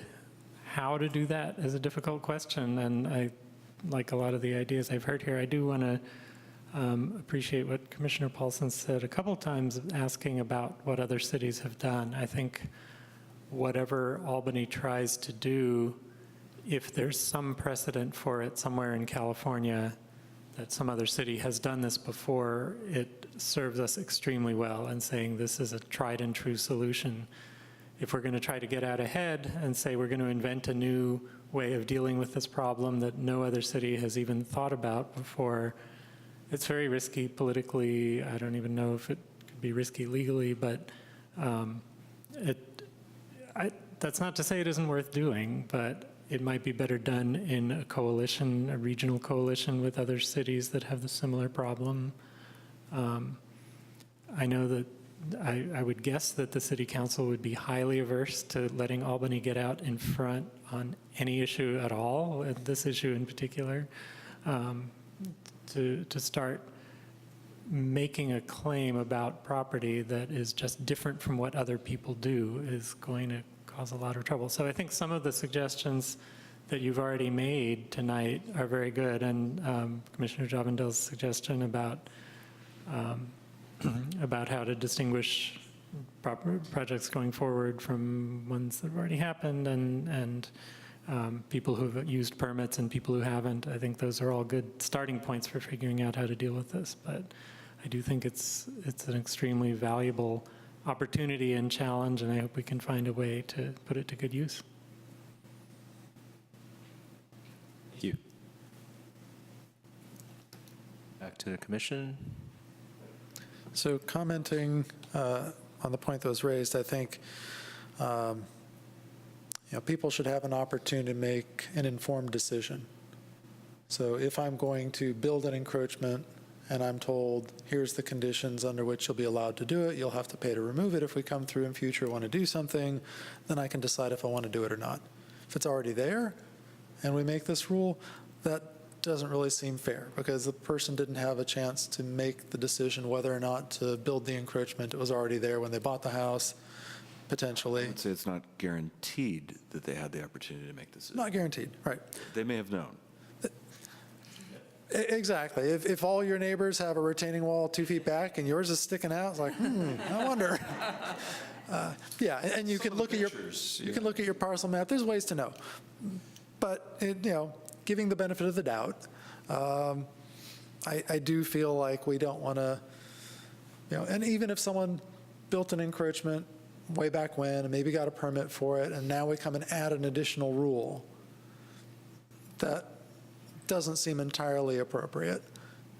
Now, as far as being able to remove it, and maybe at the expense of the project, do something, you can't adversely possess against public property. Just because I built something and it's been there for 50 years in the city's publicly owned right-of-way doesn't mean that the city can't come and say, we're taking it out because we're widening the sidewalk to make space for tree wells or whatever it might be. That already exists. So that's nothing new in this. So I think just, for the going forward permits, putting this requirement on there, I think that would be good. The question becomes when someone's coming to do a home remodel and then we discover they've got an encroaching retaining wall in the front yard and we're going to legalize it after the fact, do we at that point want to say, and now by getting this permit, you do become responsible for removal costs in future? I don't know that I have a strong opinion on that one, but it's a question we probably should answer. That's kind of the middle ground. So I have a question. So I'm a little confused on the scenario where one property has an structural encroachment that has existed for decades with no permit, and the next property owner wants to come, under the scenario, wants to come in and get a permit for structural encroachment. I don't know, is that a situation when the city's going to say to the next door property owner, well, you have to go to permit too, or it's only going to be when their next door neighbor does work?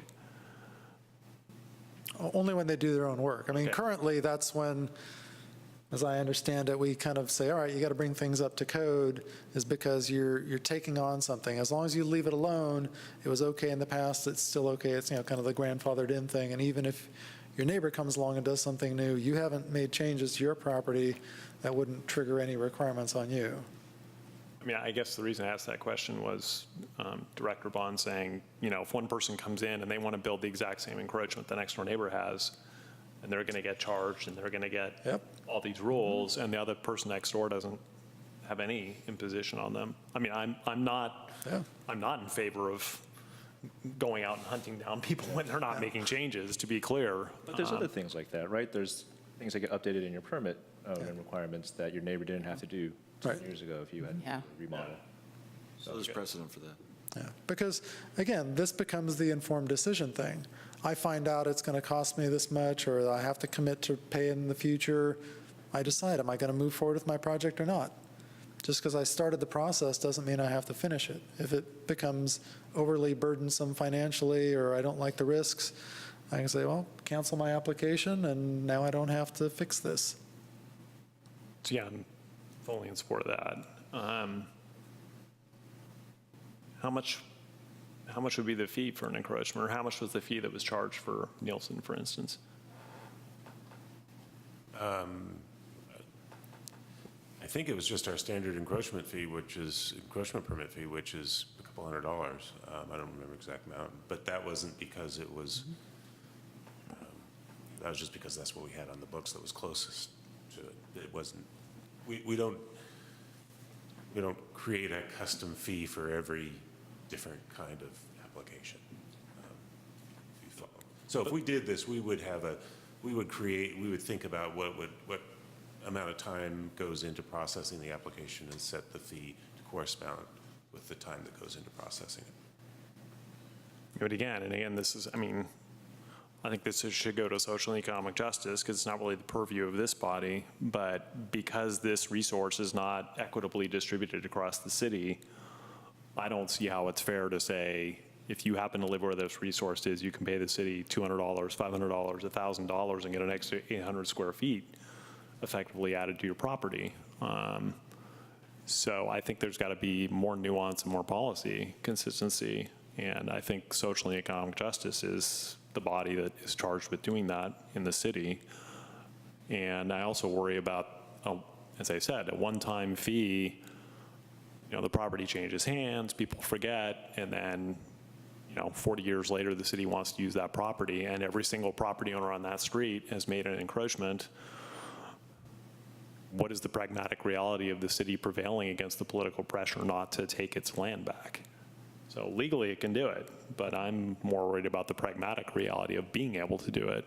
And so that's why I'm suggesting there be some hierarchy of set-asides for exactly what you're talking about, to make that future pragmatic reality, or make that future reality more pragmatically feasible, so we don't allow additional encroachments in places where we can foresee that there's some reasonable likelihood. And so I would suggest, in terms of this idea of the tree wells or increasing the landscape strip and having green infrastructure, that no decision be made until the climate action and adaptation plan at least is developed, because there may be some nexus in that plan that shouldn't be foreclosed. I'm confident that that will be finished before this gets finished. With respect, just back to the fees, just to point of clarification, the fee I was speaking to is the processing fee. If we're going to charge some dollar amount for the use of an area that's more, it's more of a real estate transaction, and that would be a different thing than what I was referring to.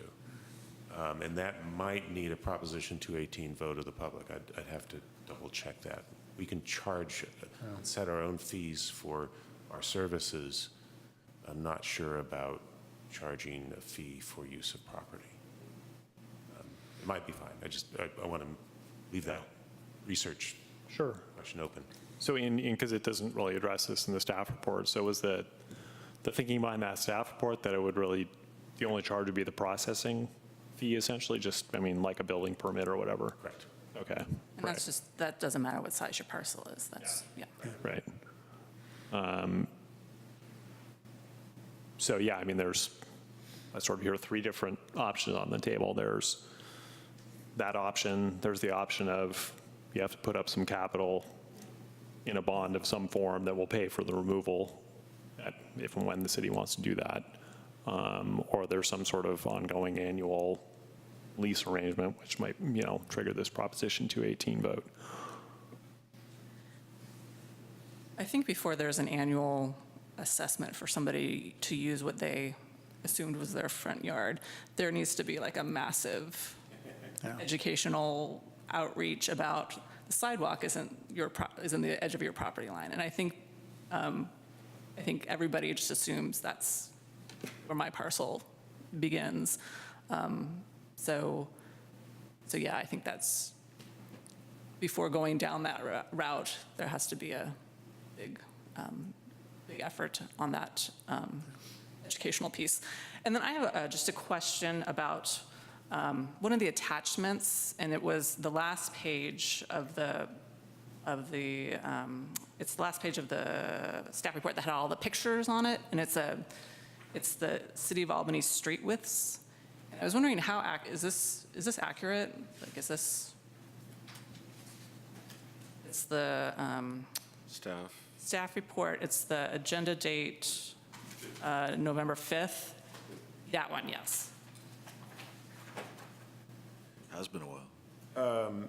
I believe so. I've never, in my 13 years here, encountered an error in it. Okay. But I don't know who prepared it and when, and so. And then just so I'm like, so the first column width, that's the total right-of-way width? Is that how we should read that? From property line to property line. Property line, and then roadway is the road, and then so walk is, like for the first line items, would be 10 feet on both sides? Is that, Right, so the roadway is edge of curb to edge of curb. okay, and then the walk would be The edge of curb curb, the planter strip, the sidewalk, Okay. and then the to the property line? yard. Right. Oh, yeah, okay, thank you. Other comments? So I was just going to say, I don't know that I think it's worth the effort that would be involved to charge an ongoing fee. I do think that making sure that, the next property owner is aware, maybe through a deed restriction or something that's recorded with the sale of the property, we can make sure that information is known, or at least could be known. Has to rise to the level of disclosure. Yeah, somehow. exactly. Right. Yeah.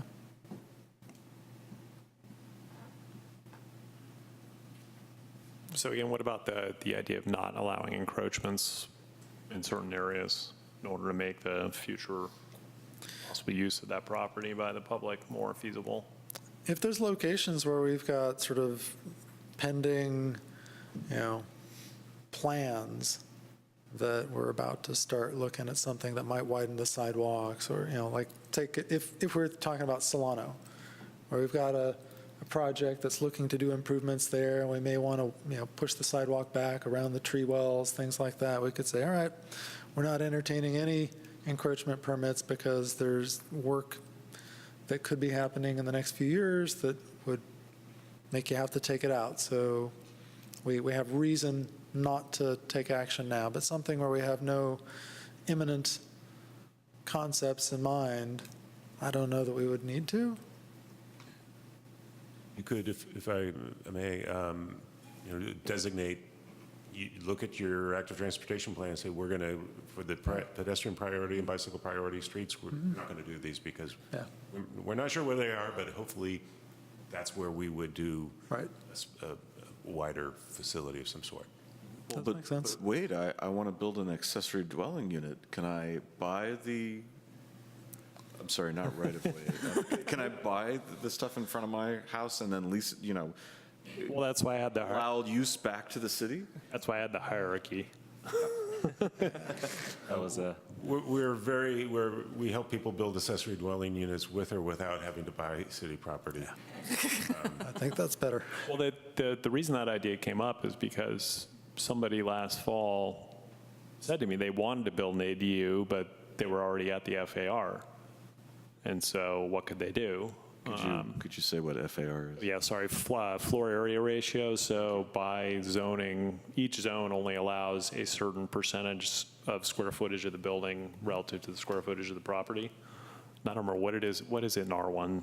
0.6, 0.5? 0.55. 0.55. So if you, Most lots, 0.6 on smaller ones. so if you have a 2,000 square foot lot, you can build a 1,100 square foot. 1,200. It's a Okay, I won't get into. slightly, yeah, listen, you say a 5,000 square foot lot, which is a larger one, you can build a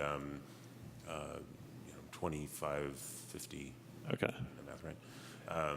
So if you're at that limit, I mean, obviously that'd be a pretty sizable house, but on a smaller lot, you might be at that limit and you want to build an ADU. There's also like side yard and rear yard setbacks that you have to meet too. So it's I would guess if they were out of FAR, they would be in the setbacks as well. So there's like hearing your proposal made me very anxious as a planner. But Do the setbacks apply to ADUs in the same way that they do to the primary dwelling unit? No. And the particular example you're referring to, I know which example you're referring to, that's an unusual situation. most people have capacity left to build ADUs, and they're not having problems. That's a particular house that is maxed out. And yeah, it would be it's already a large house, and it'd be larger. So I don't think you should use that particular example as a problem that you need to solve with this program. Besides which, state law is constantly changing in ADUs, and it's getting easier and easier and easier. And it may be that the state just forces us to throw all this stuff out anyhow. So I think it makes this even more complicated by throwing ADUs into the mix. Fair enough. Delete. Yeah. So that leaves us the three other questions then, as well as the overriding question of equity, which again, I think it should go to social and economic justice to process on the equity question. We probably want to give them a little more concrete idea of what we want to do before we. So my thoughts were no permanent improvements. There's nothing that can't be removed. That any newly permitted encroachments should be removable at the owner's expense. The streets identified in the active transportation plan for enhancement should not be eligible for encroachments that might conflict. What else? Transactions, sale. Oh, yeah, and recording with the title through deed restriction or whatever mechanism seems appropriate so that information is passed on to future owners. You have a public comment, come on up. I just want to suggest that you be careful about using the active transportation plan, because some of the opportunities that you've found here might be streets that you would never have been able to improve without. Like if Santa Fe was just viewed as impossible, but now with this new realization, maybe we could improve it, that would change the ATP or change the potential ATP. So if you're going to limit this policy, make sure that it covers the streets where your biggest opportunities are. So I think the policy should reference the ATP, not specifically list the streets. That way, as we update our plan, the policy will update with it. And there'll be a land rush before the new plan. That's what I was thinking, yeah.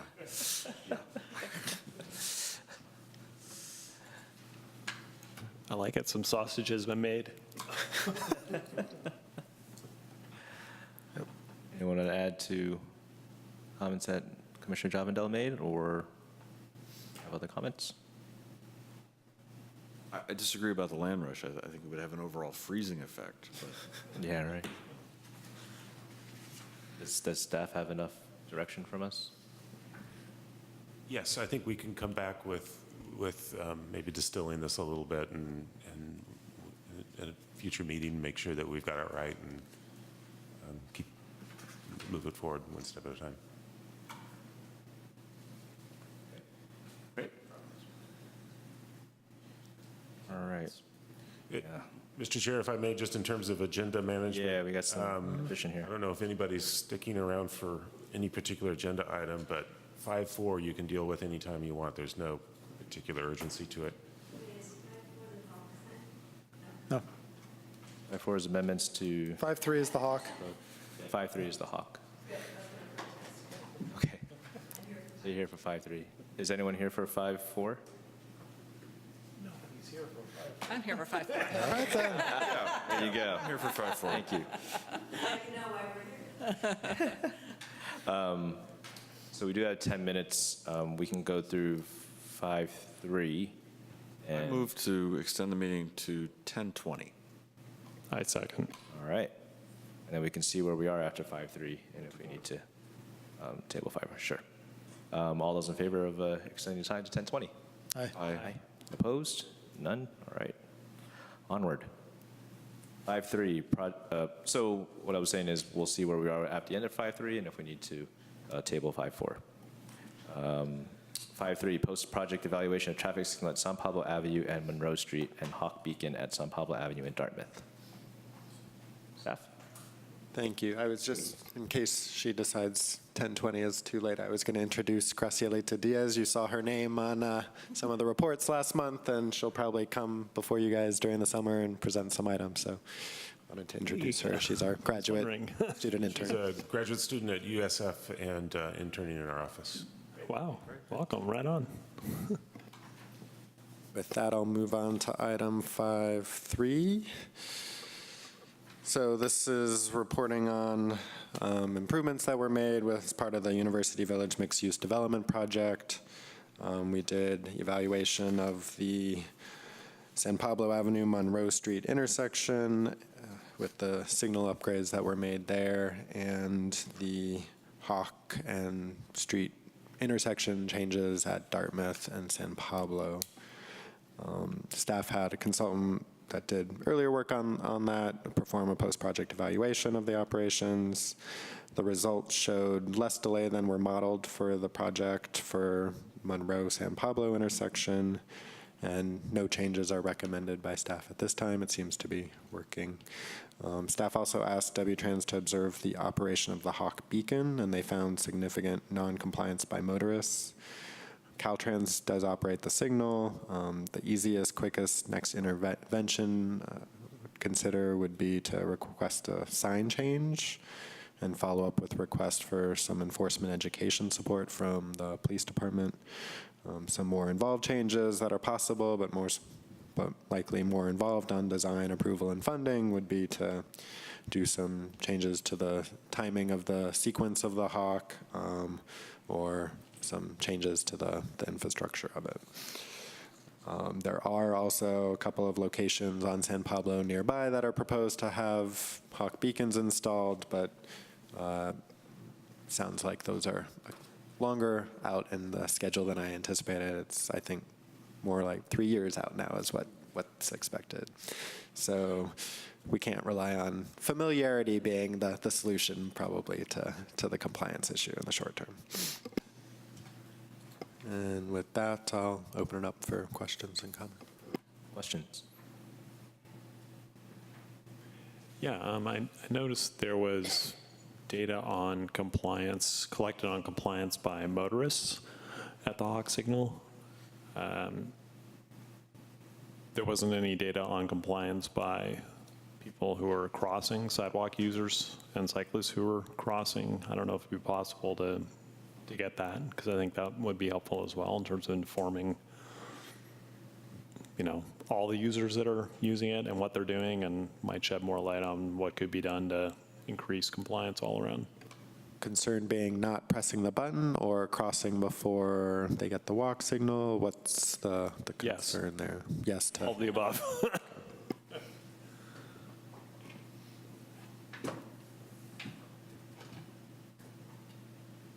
Questions? So that data wasn't collected, I guess is what it wasn't in the table. But It wasn't tabulated. I think they used video capture. So in theory, I think someone could go back and count that. I'm not sure what you would do with that exactly. I think people generally know that if they press the button, they get something. I guess the one consideration would be making sure they know to wait for the walk sign, but that's pretty familiar. So I'd have to think about what objective we'd get to go and do that tabulation, what we would be trying to get out of it. well, this will get into deliberation. I have some ideas in that regard potentially. I haven't used that signal crossing. Can you just, when you approach it on Dartmouth and you're a pedestrian or a bicyclist and you press the button, what do you see on see a walk or is it?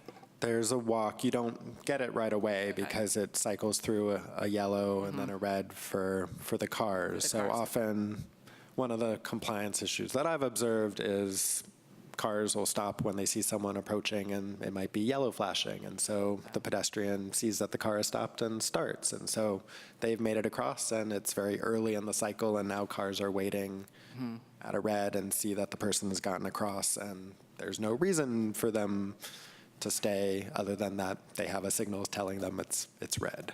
So there's some of it I think is the length of the phasing that's not really easy to change, and if there's direct communication with the car and visual and the pedestrian decides they can go early, it sort of exacerbates that to some extent.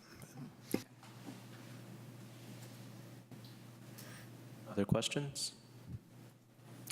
So kind of a question here. At times when I've been on San Pablo with a car and stopped at the Hawk, I have trouble seeing the light when I'm stopped at the stop bar. And I don't know if that's something that other people have encountered. If so, I would think that moving the stop bar back would give better visibility. But I don't know if that's Are there leading carrots, or whatever those are called? the yield lines. I'm sorry? The shark teeth yield lines? Shark teeth, yeah. Yeah. I believe that. Yeah, so whatever indication we're using for telling people where to stop, it should be at a point where they've got good visibility of the signal to know, when it's gone to flashing red mode, for example, that now they can stop and go. That's, in operation, perhaps one of the bigger issues that I've encountered using the intersection. Yes.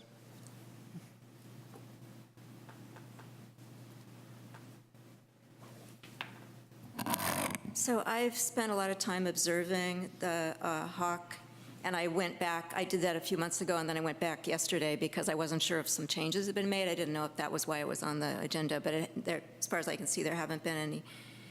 So if you, the way it works, just if you've never used it, it flashes 6 times yellow, and then there's 5 seconds of a solid red, and then 15 seconds of a flashing red.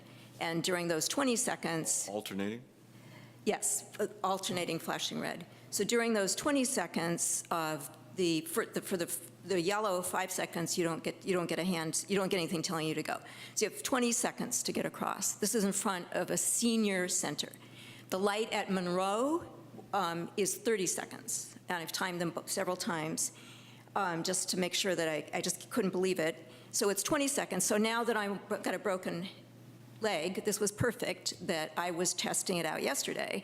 So I had my cane, and I walked across as quickly as I could, and there was no way I could get across in 20 seconds. And normally, maybe if I walked pretty quickly. And so there's, in the middle of the street, there's a little island, a little raised area where you can press the button again. But to reach the button, you have to be able to step up on the curb. There's no curb cut. So if you were short, you were using a wheelchair, there's just like no, so you would be trapped in the middle, and you also are now trapped in this area that is in theory safe, but you are actually not on a curb. So you're stuck there.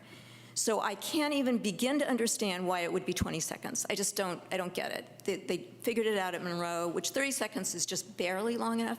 So I went into the senior center to get some opinions from them, the people, what they thought of it. But I didn't, the woman I was talking to got interrupted, but basically her big thing is she doesn't understand why there isn't an acknowledgement that this is senior housing. And while I was standing there, I watched a woman to walk from here to there, maybe take 20 minutes, because she was walking very slowly with somebody accompanying her. She would never have made it across that street, even pushing the button twice, so she didn't do that. I also watched 2 people come along, an older child, like a 10 or 11-year-old, and then an adult. Neither of them pushed the button at all and just walked across and dodged traffic.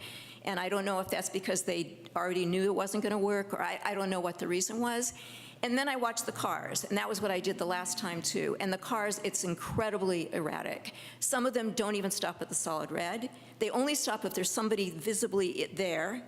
They don't stop if the person has already crossed over one lane. So even if it's a blinking red, they're not gonna stop. They treat it like a stop sign in Albany, which means don't stop. So that's how they treat it. So I just don't understand. I cannot understand what is the point of this light. It's dangerous. It's really confusing. People either stop and go, don't stop, whatever it is. Pedestrians can't depend on the people seeing the light, putting another sign there is ridiculous. I mean, really, people are going to be driving along and they're going to like stop and read the sign so they know what to do? Nobody's going to do that. So I just think, why not just turn it into a regular, like the one at Monroe? Like, why? And why add 2 more? So that's why I'm at this meeting, because I just can't wrap my head around what is the function of something that is confusing, dangerous, and not enough time. So that's my presentation. Thank you.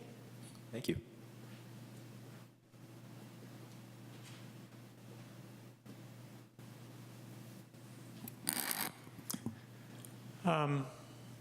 So I guess the issues I wanted to comment on were related to my experience of using this as an active transportation user, either walking or bicycling.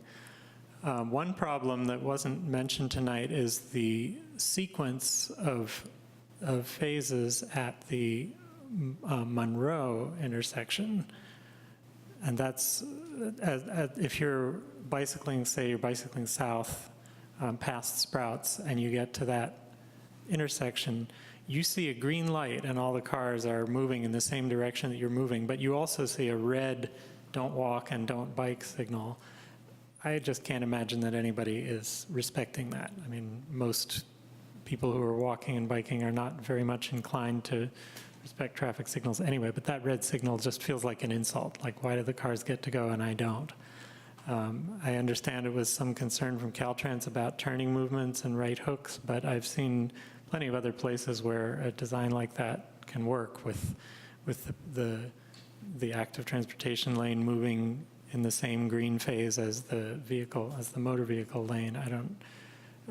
I was of the understanding that at some point that was going to be changed, and that was like this, somebody insisted on that, but they then decided it wasn't necessary and we could just have a regular walk signal that's on while the light is green.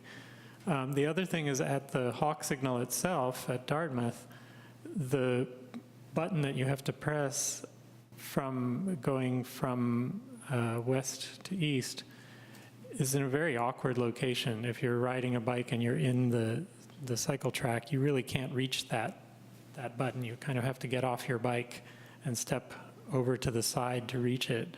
And I think if you're going the other direction, it's probably even worse, because you're on the north side of Dartmouth Street riding your bike and you have to cross over to the south side. And I remember hearing back in the day when I was on the commission, there was some discussion about asking Caltrans for permission to experiment with a bike-friendly hawk design, which would alleviate some of these problems. So I hope that you can take on some of these challenges too.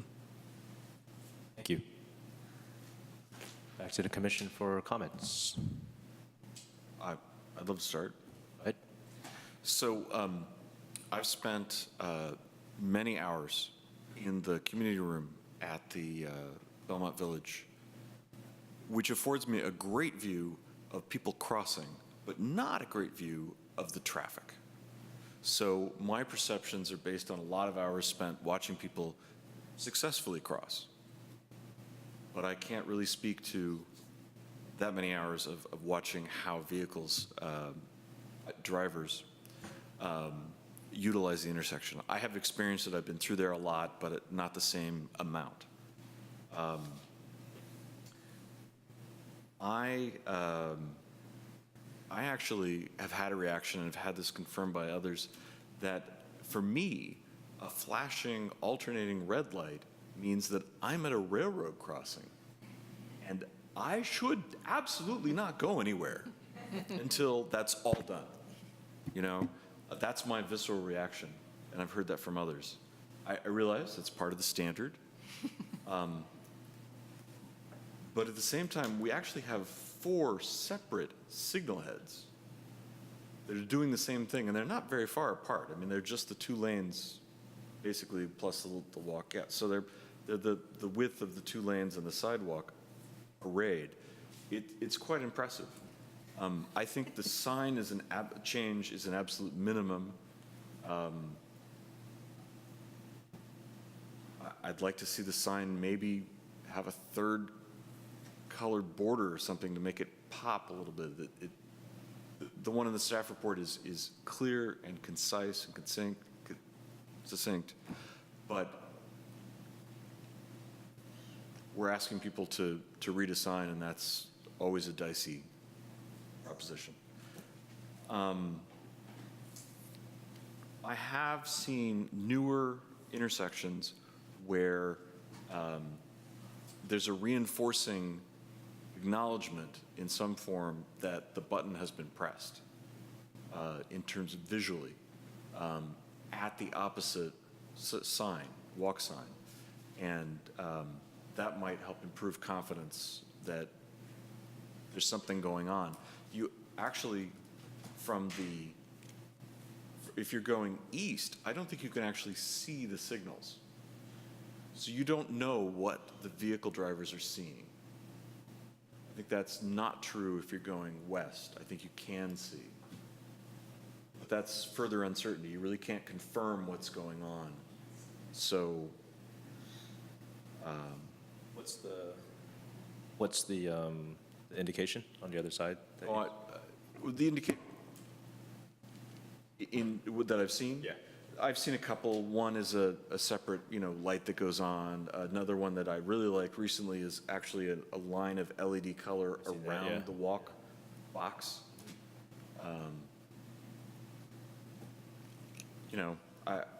We may not have the wires for that or whatever, but it could be helpful.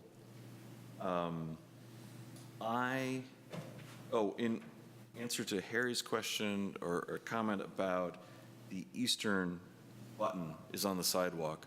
So we actually designated that portion of sidewalk as part of as a shared cycling and bike path, but it's not actually marked.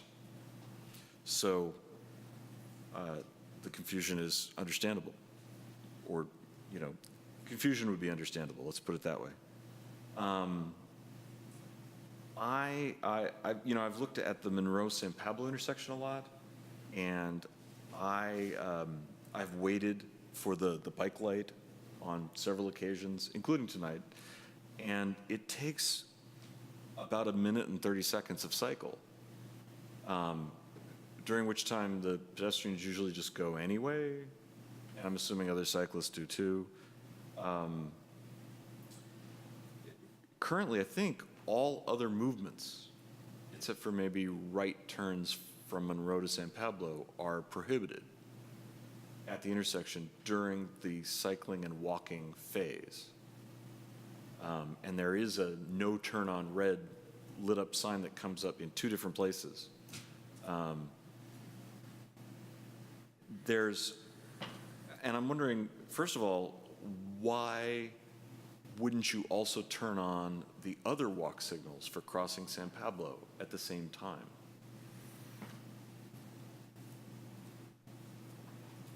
I'm guessing it's duration, because I think the green cycling signal phase is like 15 seconds. I mean, it's pretty short as compared to 30 seconds to cross San Pablo.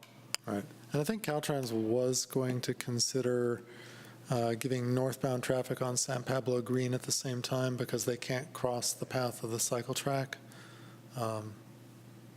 That's not why it was originally set up the way that you pointed out, but that could be another reason in future why we wouldn't be able to do what you suggested.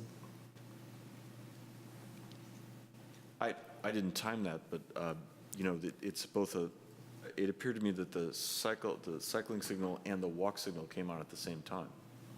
Mm-hmm. Yeah. Right, but I think because it's only 2 lanes, it's like 2 16 seconds or something, as opposed to 30. Yeah. Anyway, the minute and 30 seconds makes for lower compliance and frustration. Yeah. The other problem I had at that intersection was when I was northbound, people turning right onto San Pablo from Monroe aren't paying as much attention. If they're stopping, checking traffic, looking at the crosswalk, they're not necessarily looking also at the cycle track. I have had the experience of having a green light and having a car pull into my space when I'm legally crossing. And that's despite the no right turn on red whatever Well, it so is that that's comes up. different. So the no right turn on red signal head is from San Pablo right turners. Oh, I see. This is from Monroe to San Yeah. Pablo. So we may need one more of those. So they're allowed to turn right on red. There's a potential conflict with the cycle track. Yes. And it's a visibility issue. There's some plantings of sign poles that it's just not that visible.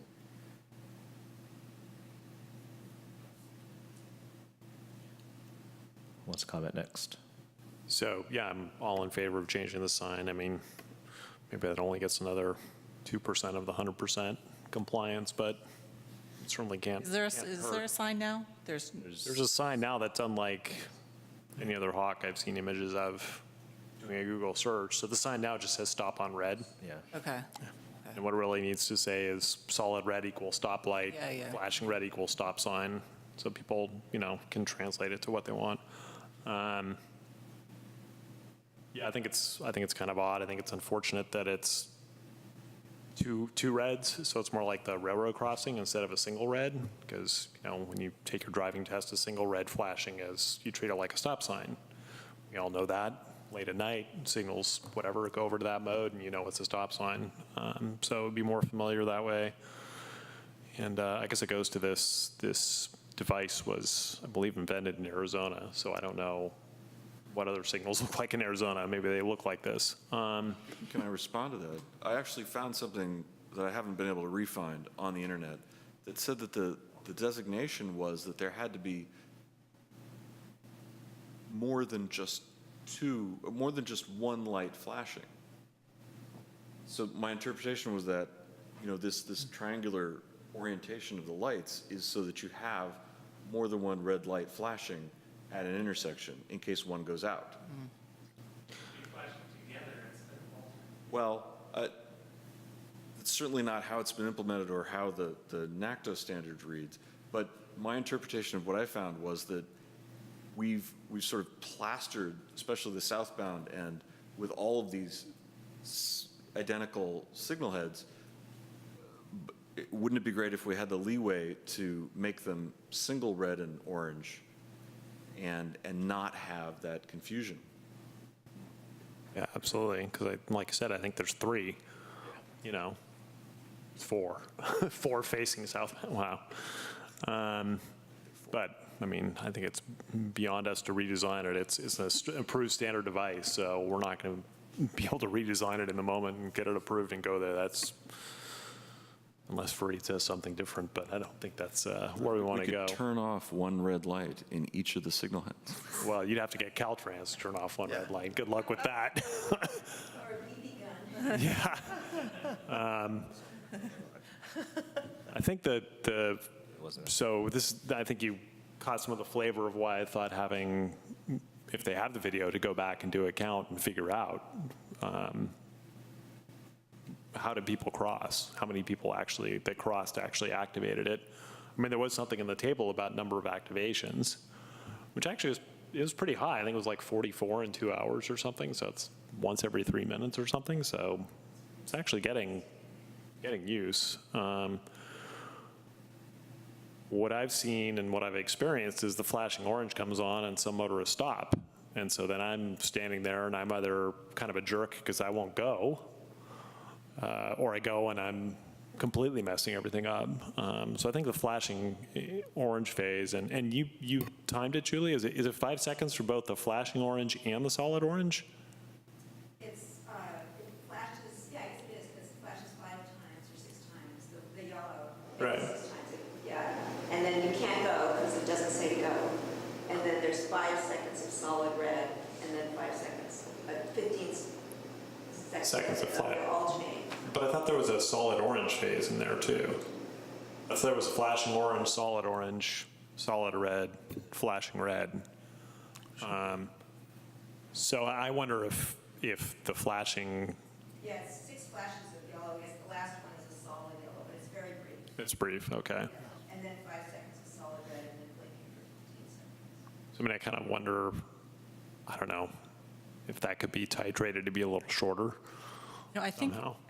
like for me, driver, if you explained, stop on red, you can go on flashing, that might solve the orange or the flash. Like, people may be more comfortable understanding when they actually need to stop. Right. They may be more willing to drive or move during the flashing during the yellow orange. flashing, yeah. I mean, the flashing orange is, to me, another confusing element because I don't know if they still exist. On Buchanan, they did it one time. I think they're there, but there's flashing orange beacon is a standard beacon to warn people that there's a crosswalk coming up.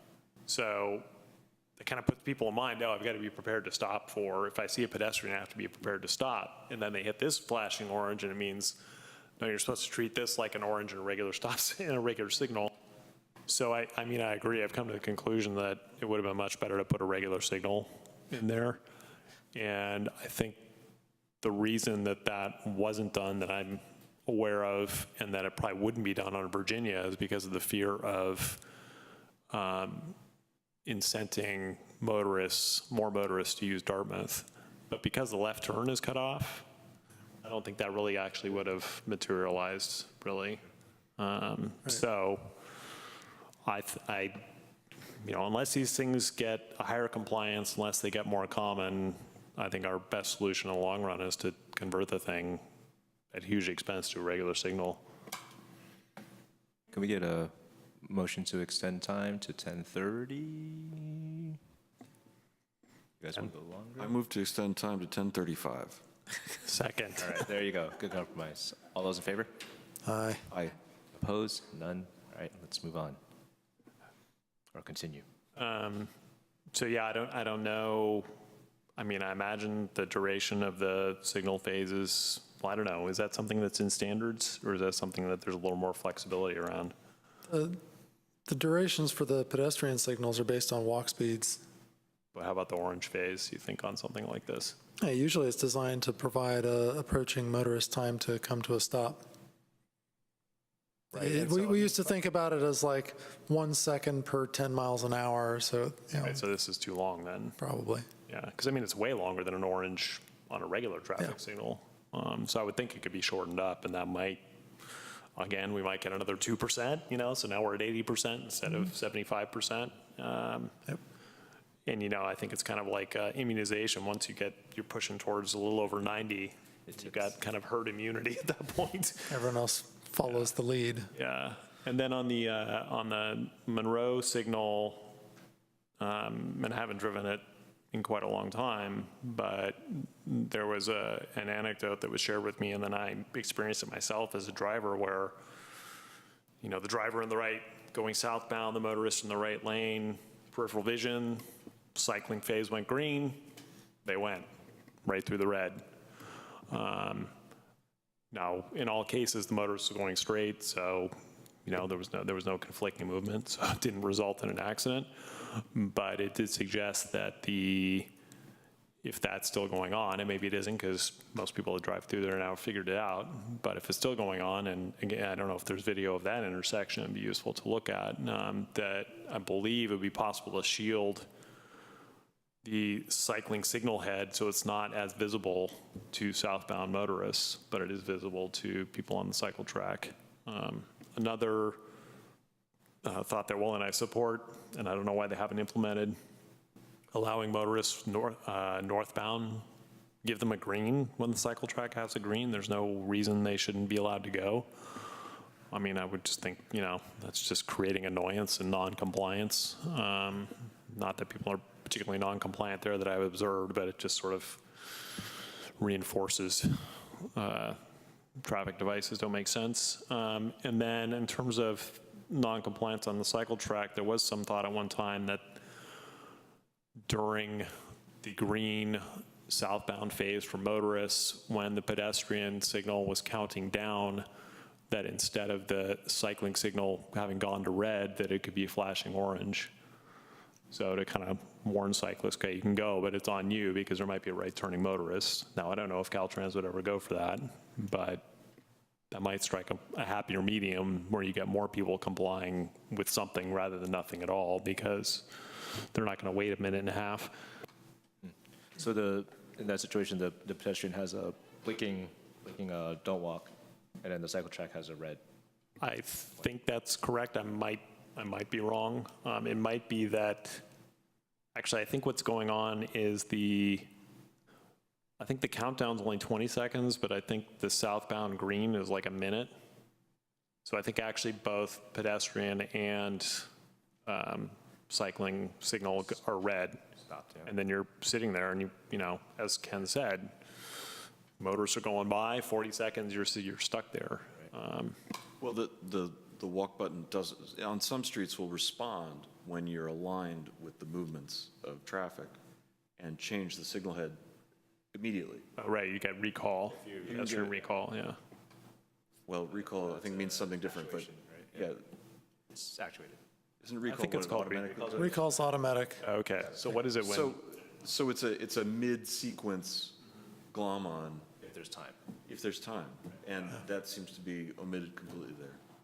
Yeah, so that would be that might be the solution. That's a good thing. Although what you were saying about the orange, so that would be a walk signal and orange light. Right. Do you know, does the no right turn on red come on when, well, I guess you wouldn't know, because they're both going, both sidewalk user and cycle track are getting the go at the same time. And the red arrow always comes on, because whether it's an activation through the pavement or the button.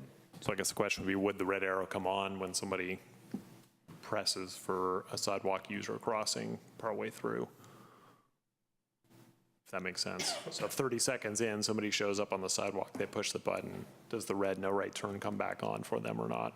Right now, not, because it doesn't work that way. Okay. Because it would interrupt the southbound traffic phase. Right. Yeah. You've given us a lot of rope here. Yeah. You've got 10 minutes, so we're Jump in any time and All right. help us frame this discussion.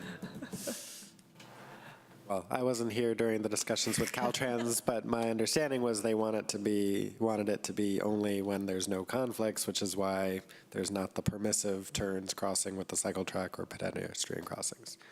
I don't know if they've changed since we went through that process with them or not, and whether there's more flexibility. My understanding is they wanted to create the compliance issue because they wanted to have no potential conflicts between the right turn motorists.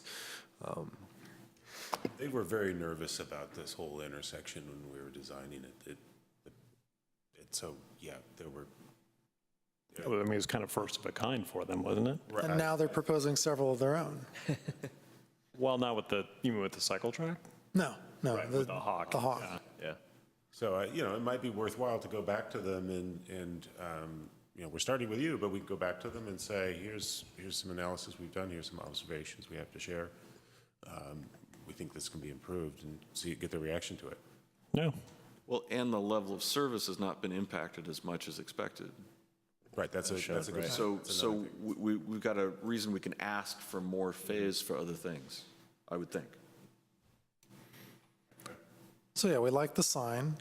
We think that the flashing yellow should be reduced, most likely. We think that at Monroe, the bike signal should go to a flashing yellow while the PED signal is in its countdown mode. Although I might be wrong about that. It might stay green the whole time. I'm not sure. Yeah. But I think the issue there, again, is those are short compared to the green phase for the motorists. So. Yeah. Shielding. Yeah, shielding the bike signal head from the motorist lane. Yeah. In the southbound direction. Southbound, yeah. If it can be done. I think that the orange flashing option, I believe I heard that happens, or that's implemented in San Francisco on the Panhandle, where there's, call it a bike path, cycle track, whatever. It's parallel to Fell, I think. And I believe I heard, I haven't experienced it myself, that goes to an orange flashing. Now, it's not a Caltrans facility, but at least it's a precedent that they could look at accident statistics there and see what the situation is. Are there turns into that? Left turns? Would it be? Yeah, it's left turns. So it's not precisely analogous. I mean, Fell's one way, so it's, but the cross street's two way, so it's not exactly analogous, but it's pretty close. Yeah. So on the hawk signal, the issue of the midpoint button was brought up, and this has been brought to our attention before, and Yeah, we brought this it up. also only points one direction. There should be one each direction. Quickly. I actually videotaped the light, so, and then tried to time it at the same time, so I was just now timing it with my husband's time. So the yellow stays yellow solid for 5 seconds. Solid. So Yeah. it's got 6 flashes Flashes. and then 5 seconds And is it's solid. 5 seconds. So it's yeah, like and, 8 seconds or something total. I mean, that's, and the red, this is weird, because when I was doing it, I was standing there timing it, but now that I'm timing my own video, the red actually looks like it stays solid for 5 seconds and then is flashing so it's actually 25 seconds it's flashing for 20. for 20, or close to 20. Yeah, okay. When I try to time it. I just wanted to update you on that, because I forgot I actually videoed it. That's great. That's awesome. Real data, real time. But yeah, so if it's 8 seconds or 7 seconds, I mean, that's just crazy long. Any other? The only other thing was taking a look at the stop bar or yield line location, maybe shifting that. Right, we want you back far enough so that you can see all 4 of the signal heads at the same time. At least the one right in front of you. And then you, That's not enough for me. then you become a Manchurian candidate.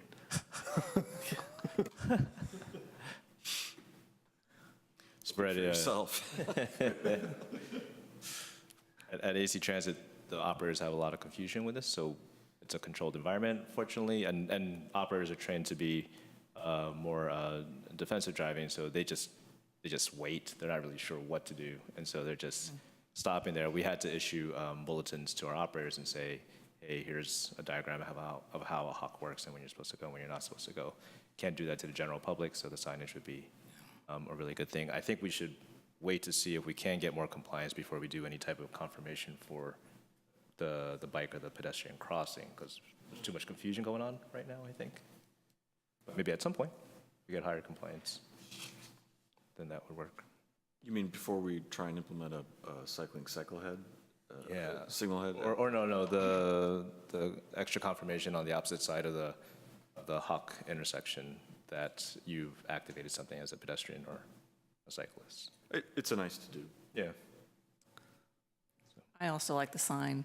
I think it would be very helpful, because I don't know how to approach this, and I do what the car in front of me is doing, and, you know, I don't drive on San Pablo that often. I've seen a couple of the examples, and I personally like the sign that has the red light and then the, like, Right. as opposed just to text. I think that's... Process, right? Yeah, I think it's easier to process, and I mean, you see it once and you're like, oh, that's how this works, and then we'll all move through the intersection a little quicker, I think, so. Okay, any other comments on this one? Staff, you got enough? I think so. Is that all? We always deliver. Once you get into it, yeah. Such a car. Okay, so we are going to, Thank you for coming and sharing all that. thank you for your assistance, appreciate it. Just makes it longer so people can cross. Oh, yeah, that. We didn't add that. Yeah, yeah. Check the timing on the crossing. Yeah, Thank you. that it meets standard. That's a good point. 5.4, we will table until the next meeting in June. Item 6 is announcements. Staff says 6.1 is just what the council approved. Yeah, it's just updating the commission that council at its May 6th meeting approved the blue curb policy update that the commission reviewed, the driveway red curb policy, and the enhanced visibility crosswalk standard. Can I add? You know, I attended the low-income housing project tonight. I'm sorry, meeting and announcements, and was pleasantly confirmed that they are looking to either provide space for or possibly implement part of the bike path that we were talking about before, the Pierce Street bike path, in a reasonable way. So they expect to put together a parking plan, and I expect we'll see that at some point. At least they announced they were doing that.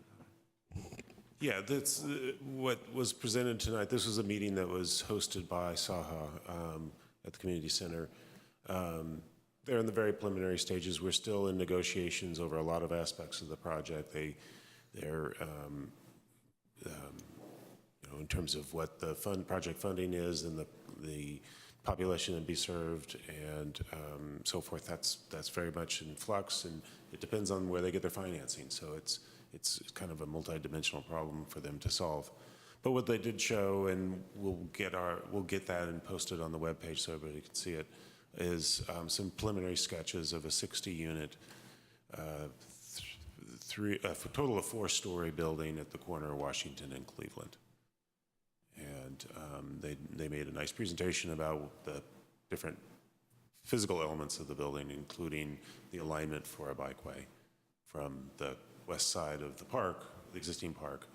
And in order to get the slopes right, it has a kind of a sweeping turn and then lands An oxbow. down. Yeah. And then lands at essentially next to the entrance to the project on Cleveland. So, leading to a crosswalk that leads to our beautiful, fully implemented Pierce Street connector to the right, sorry.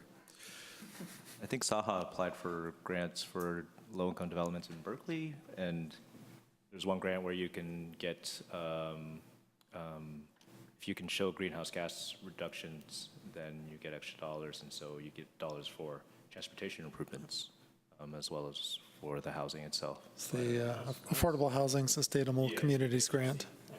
So I don't know if that qualifies here. We've talked to them about that program, and I'm not, like I said, we don't know how they're going to finance the project yet. They're quite a ways away from nailing that down, but they know about that program. Okay, good. But that gets money for transportation infrastructure improvements.